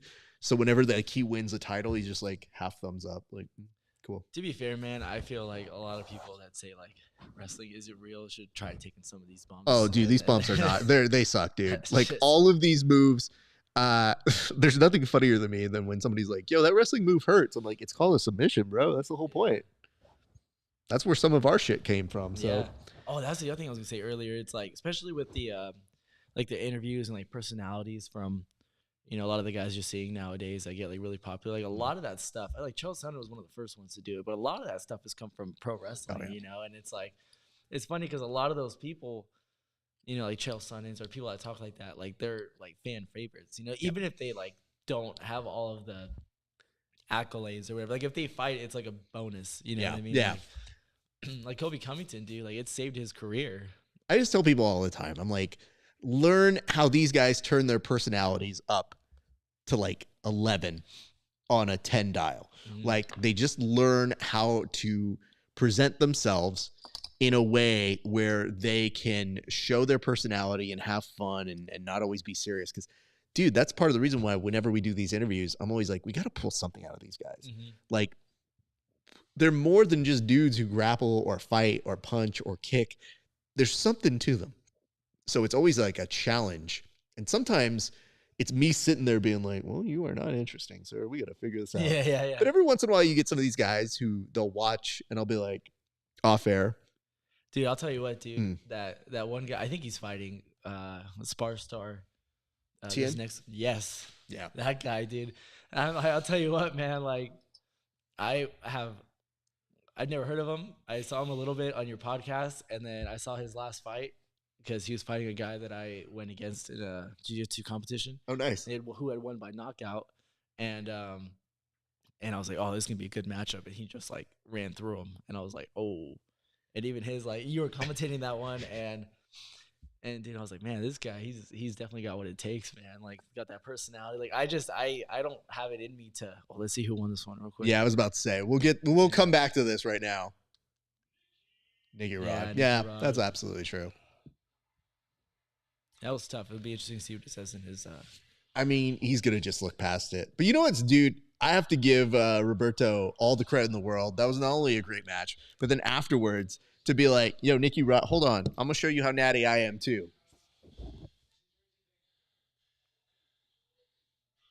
He's exhausted, man.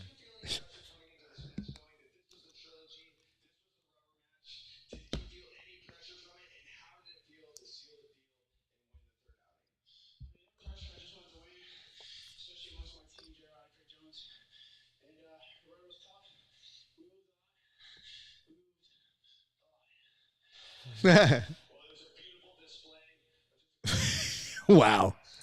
It's been a while since I've seen him this exhausted, bro.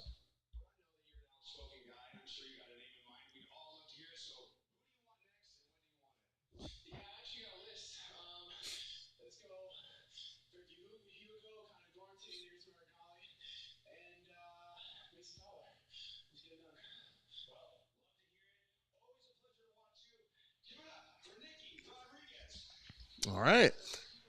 So Mike Chiasa afterwards being like, hey, that was a good job, bro. Dude, I don't know, man. That was really good. I had no idea it was a rubber match. Yeah, this is their third time. During COVID, I think they went up against each other a couple times. So it's hard to keep track of those because that feels like a nebulous time. Mm-hmm. But yes, they definitely had some back and forths. So Lovato, dude. I mean, here's the weirdest part to me. Lovato is an OG, one of the most decorated American grapplers, the guy who kind of showed us the way, and going up against one of the most beloved individuals in all of jiu-jitsu in Craig Jones.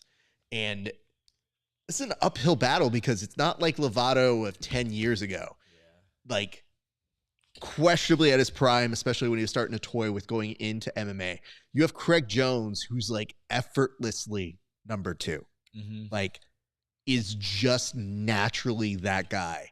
And as much as we like to get lost in his ability to make jokes and make light of things, he is quite a very savvy grappler. So this is going to be an interesting match. And I do want to put this out there.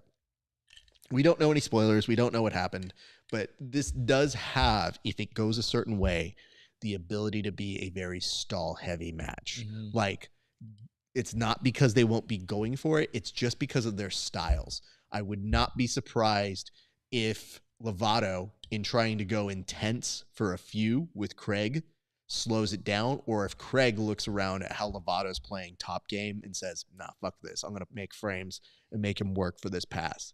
So I think the even money, though, is on Craig. Yeah, I love Rafael Lovato Jr., man. That guy, especially the way he's done in MMA, man. Oh his my style, God. his jiu-jitsu style, like, super, super cool. But Craig Jones, man.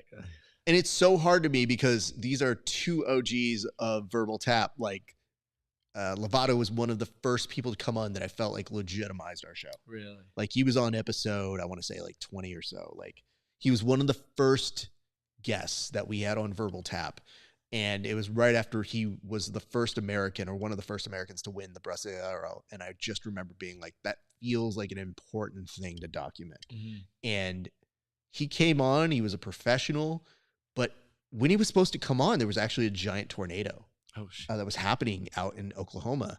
And I felt like, hey, can we reschedule? What do we need to do? And he was just like, let's come on. And I just remembered thinking, like, this is a goddamn professional. Mm-hmm. Like, you know, obviously I could understand if he said, like, hey, can we do another time? But he was so welcoming and so great to us. And Craig, he came on our show right after, I want to see, ADCC 2017. And it felt like you were seeing the emergence of a guy that's like, uh-oh, this is going to be the dude that we're going to see for a while. Now look at this reap and look at this sweep. This is bad news. I don't love this for Lovato. He's already passed it on over to the side. That's a heel hook. That should be enough. Now watch. The only thing he needs is just a little bit of pressure as he's moving it over to the side. That should be enough. Lovato's thinking about tapping. Yeah. Ooh, I think he just tapped right in the middle of that. Yeah, Craig Jones, man, another level. Crazy. Wow. Should definitely do ACC, though. I hope he does it. Well, you know what? When we do the toast, we'll acknowledge that. Okay. I think we have to bring that up. I don't see any other way. That's the paw on his butt. That's awesome. So let me figure this out. We have that right there. And then, did we do one for Mason? I don't think we did. Okay, so it's Mason and Craig that we have to do. Love to see this. Oh my God. Man, what a fucking great moment. And it's so weird because with any other amateur version of this, having the legs crossed like that will not work in that kind of a break. Mm-hmm. For Craig, he supplements it by the way that he like crosses the feet in a way where it actually is so stiff. It creates that tension where you go, oh shit, yeah, no. Most people would just go to almost like that cross-legged, like 50-50, and they'd fuck it up. But he just got it there. Oh shit! Oh my God! Was that his family? So I'm gonna bring this up. It's a split screen. Over on the right screen, Kyle O'Reilly is like one of my favorite comedic wrestlers. Oh really? I have to show you the way this guy bumps, but we'll come back to that.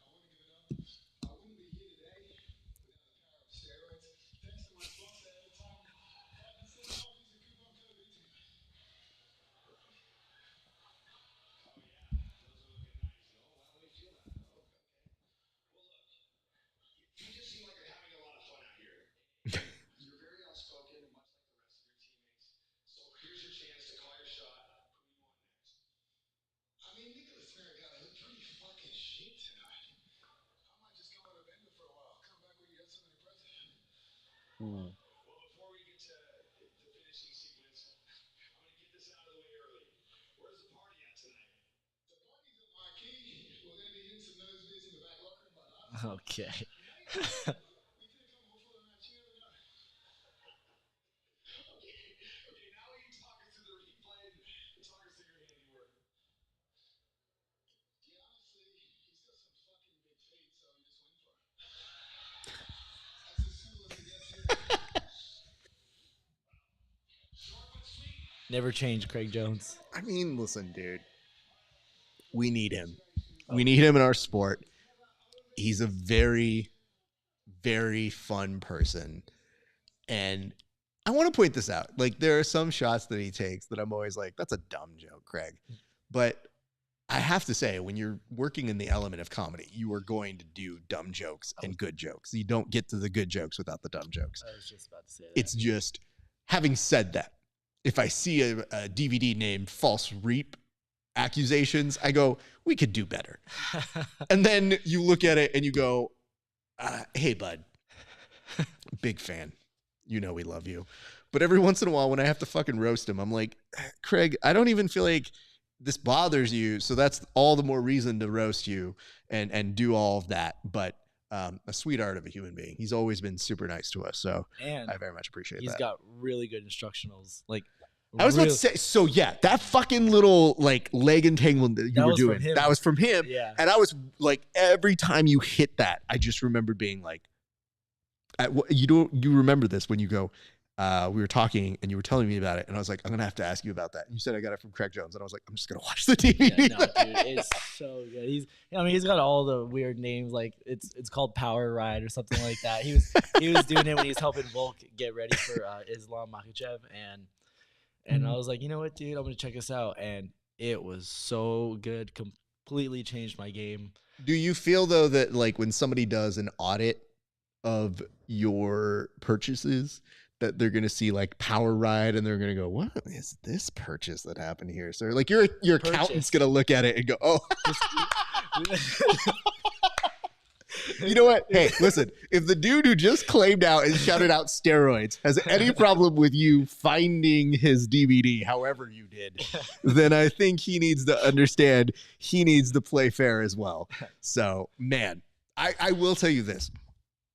I have a list of instructionals that are on my to-do list very soon.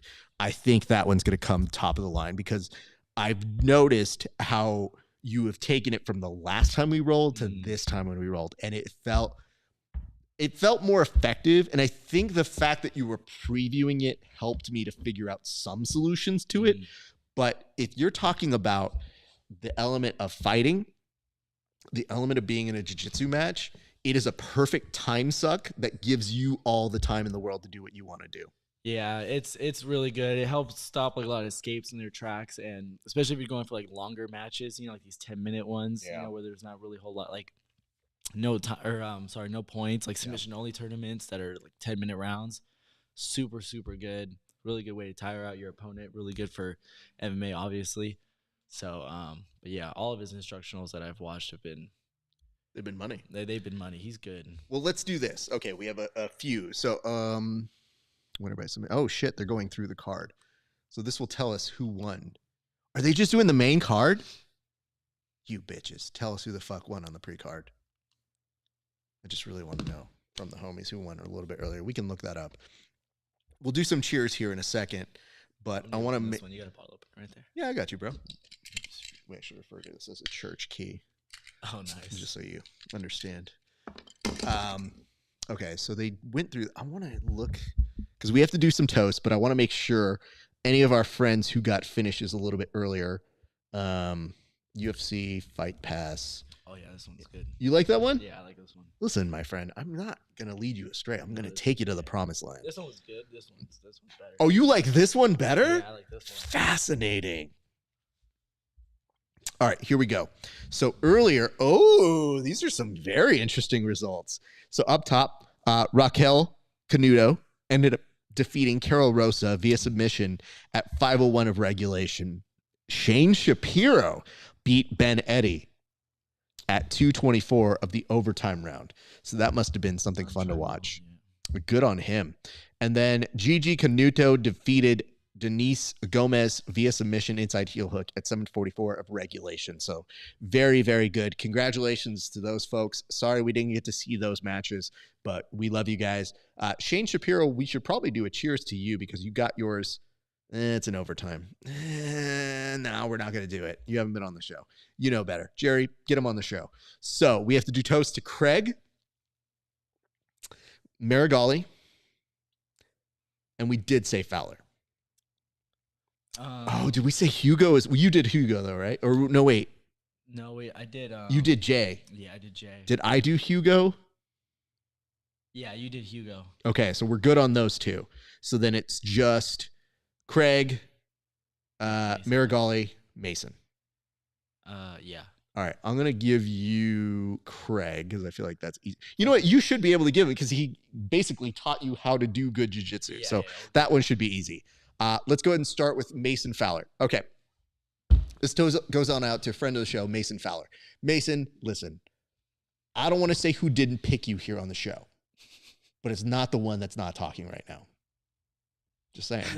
Just look at this guy. I mean, he feels the kind of energy some of us felt when we didn't pick you on some of our fight companions in previous years, but he had a lot of respect for what you did here tonight. And I want to tell you this, my friend, it is good to see you back on UFC Fight Pass. I hope you get your matches that you deserve.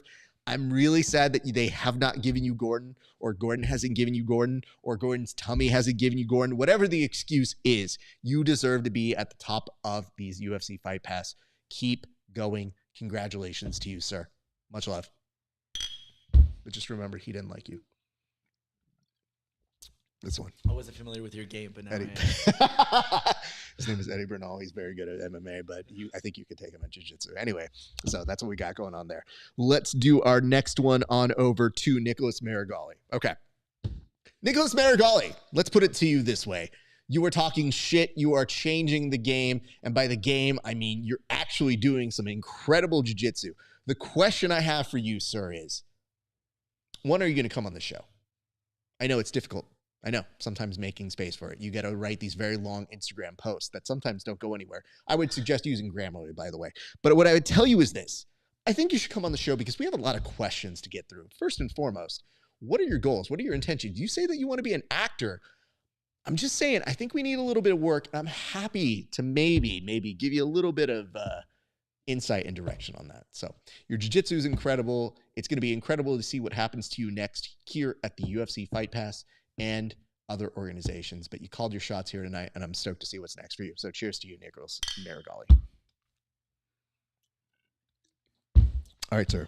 Do you have this Craig Jones one? Yeah. Okay. You ready for this? All right. Let's do it. To Mr. Craig Jones with the funniest instructional titles, with honestly some of the best instructionals I've ever watched. Very, very good. Excuse me. Very, very good showing tonight. Hope to see you at ADCC. Hopefully to see you with the gold medal. As funny as it is seeing you win silver every single time, I hope to see you with a gold medal. And yeah, great performance, great instructionals. Keep up the good work, and thank you for changing my jiu-jitsu. Cheers to you. Steroids it is. Cheers. Good job. Hey, wait, you don't have anything else to do for ADCC. You don't have anything else going on. You need to be there. Unless Volk fights. Oh, get the fuck out of here. Even Volk's going to be like, hey, mate, you lost me those last couple fights, so you should go just do ADCC. So I'm just telling you, Craig Jones, get back out there. Get back on over to ADCC. The fam needs you. We need to be watching you, and we hope that we see you very soon. So how do I explain this? We're now at the end of this part. We're going to do an interview and talk about your fight up next right now. But what I wanted to ask is, what did you feel about your first fight companion experience? How did you feel doing this sort of gig here, sir? It was really cool. It was nice watching the Fight Pass Invitational. The grappling's cool. I would love to do one of these, like an MMA one, like a big UFC card. I think, seeing someone get like dropped or something like that, or maybe like a big upset. I think that would be sick, like having that honest like reaction of just like, oh. But this was awesome. I love doing it. I feel like I could have talked a little bit more, but I was just trying to get comfortable, and I was just trying to figure out like what was happening. I wasn't too familiar with a lot of these guys like Roberto Jimenez or Renaldo Jr. But so I was really just trying to like learn what they were doing. Same thing with Mason Fowler. I was trying to like see what their game was like, but super, super cool. I really enjoyed this. I would love to do this again. We'll definitely find another opportunity for you to do this, but we wanted to combine, we have an interview that we're going to do right now. And in that interview, so that's going to come up in about a month to you guys, unless you're on the Grappling Hour Patreon, which you can go find at grapplinghour.com/ no, actually it's patreon.com/grappling hour. Sorry.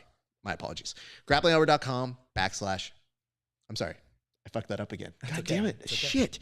Patreon.com /grappling hour. Go over there. Find it. You can see these interviews 30 days before anybody else. And if you pay a few extra dollars, you can see tape studies with the athletes where we talk about their fight and we basically break it down so that they teach us stuff. You can also see segments where we do extra mini-sodes, and you can even see a segment that I think a lot of people like called Roast Raf, where people roast my competition footage, which I hear is very enjoyed by many people. So that is something that you can do. But I feel in the future, man, what I always tell people is, it seems terrifying until you just realize you're just watching an event and sharing your knowledge on what you know and what you're learning as you're going along. And so it's not supposed to be perfect. It's supposed to be like, hey, this is kind of cool. We're all experiencing this together. So I've been very appreciative that you were able to walk through these matches with us. And, I'm just saying, in the future, it would be dope to see you on one of these events, but we gotta keep working our way up and keep doing our things. But so just to remind you guys, go check that out. We're gonna do an interview right now, but before we sign off, a couple quick little reminders. Look at this. Look at this branding, baby. Look at this. Check this right now. Oh, my man knows how to do this. So there's the grappling hour. You got the hoodie, you got the t-shirt, multiple colors. We're starting to run low on stock, guys. So if you put one in, get it in now. Otherwise, I'm starting to run out of shit, and I don't want to tell you I don't have it in stock. So you can find that at grapplinghour.com or rafasparza.com/merch. And I'm going to tell you this right now. T-shirts, $25. Hoodies, $45. You get the combination of the two of these. It's a $60 deal. Now, you get those things, you support the show, you support me. You can check us out, again, patreon.com.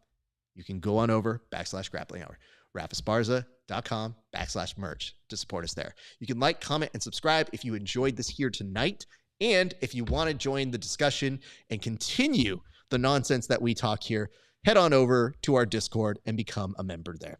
That's what I got for you guys right now. I want to say, Eddie, it was a blast. I look forward to talking with you about your fight because we are going to cover his lights out fight in our separate interview that will go up on Patreon very soon. But you were an apt and incredible help in breaking down these fights, sir. I appreciate you. Thank you, brother. Good work, my man. Appreciate it, man. All right, you guys. Thank you so much for watching. It has been a great day for grappling.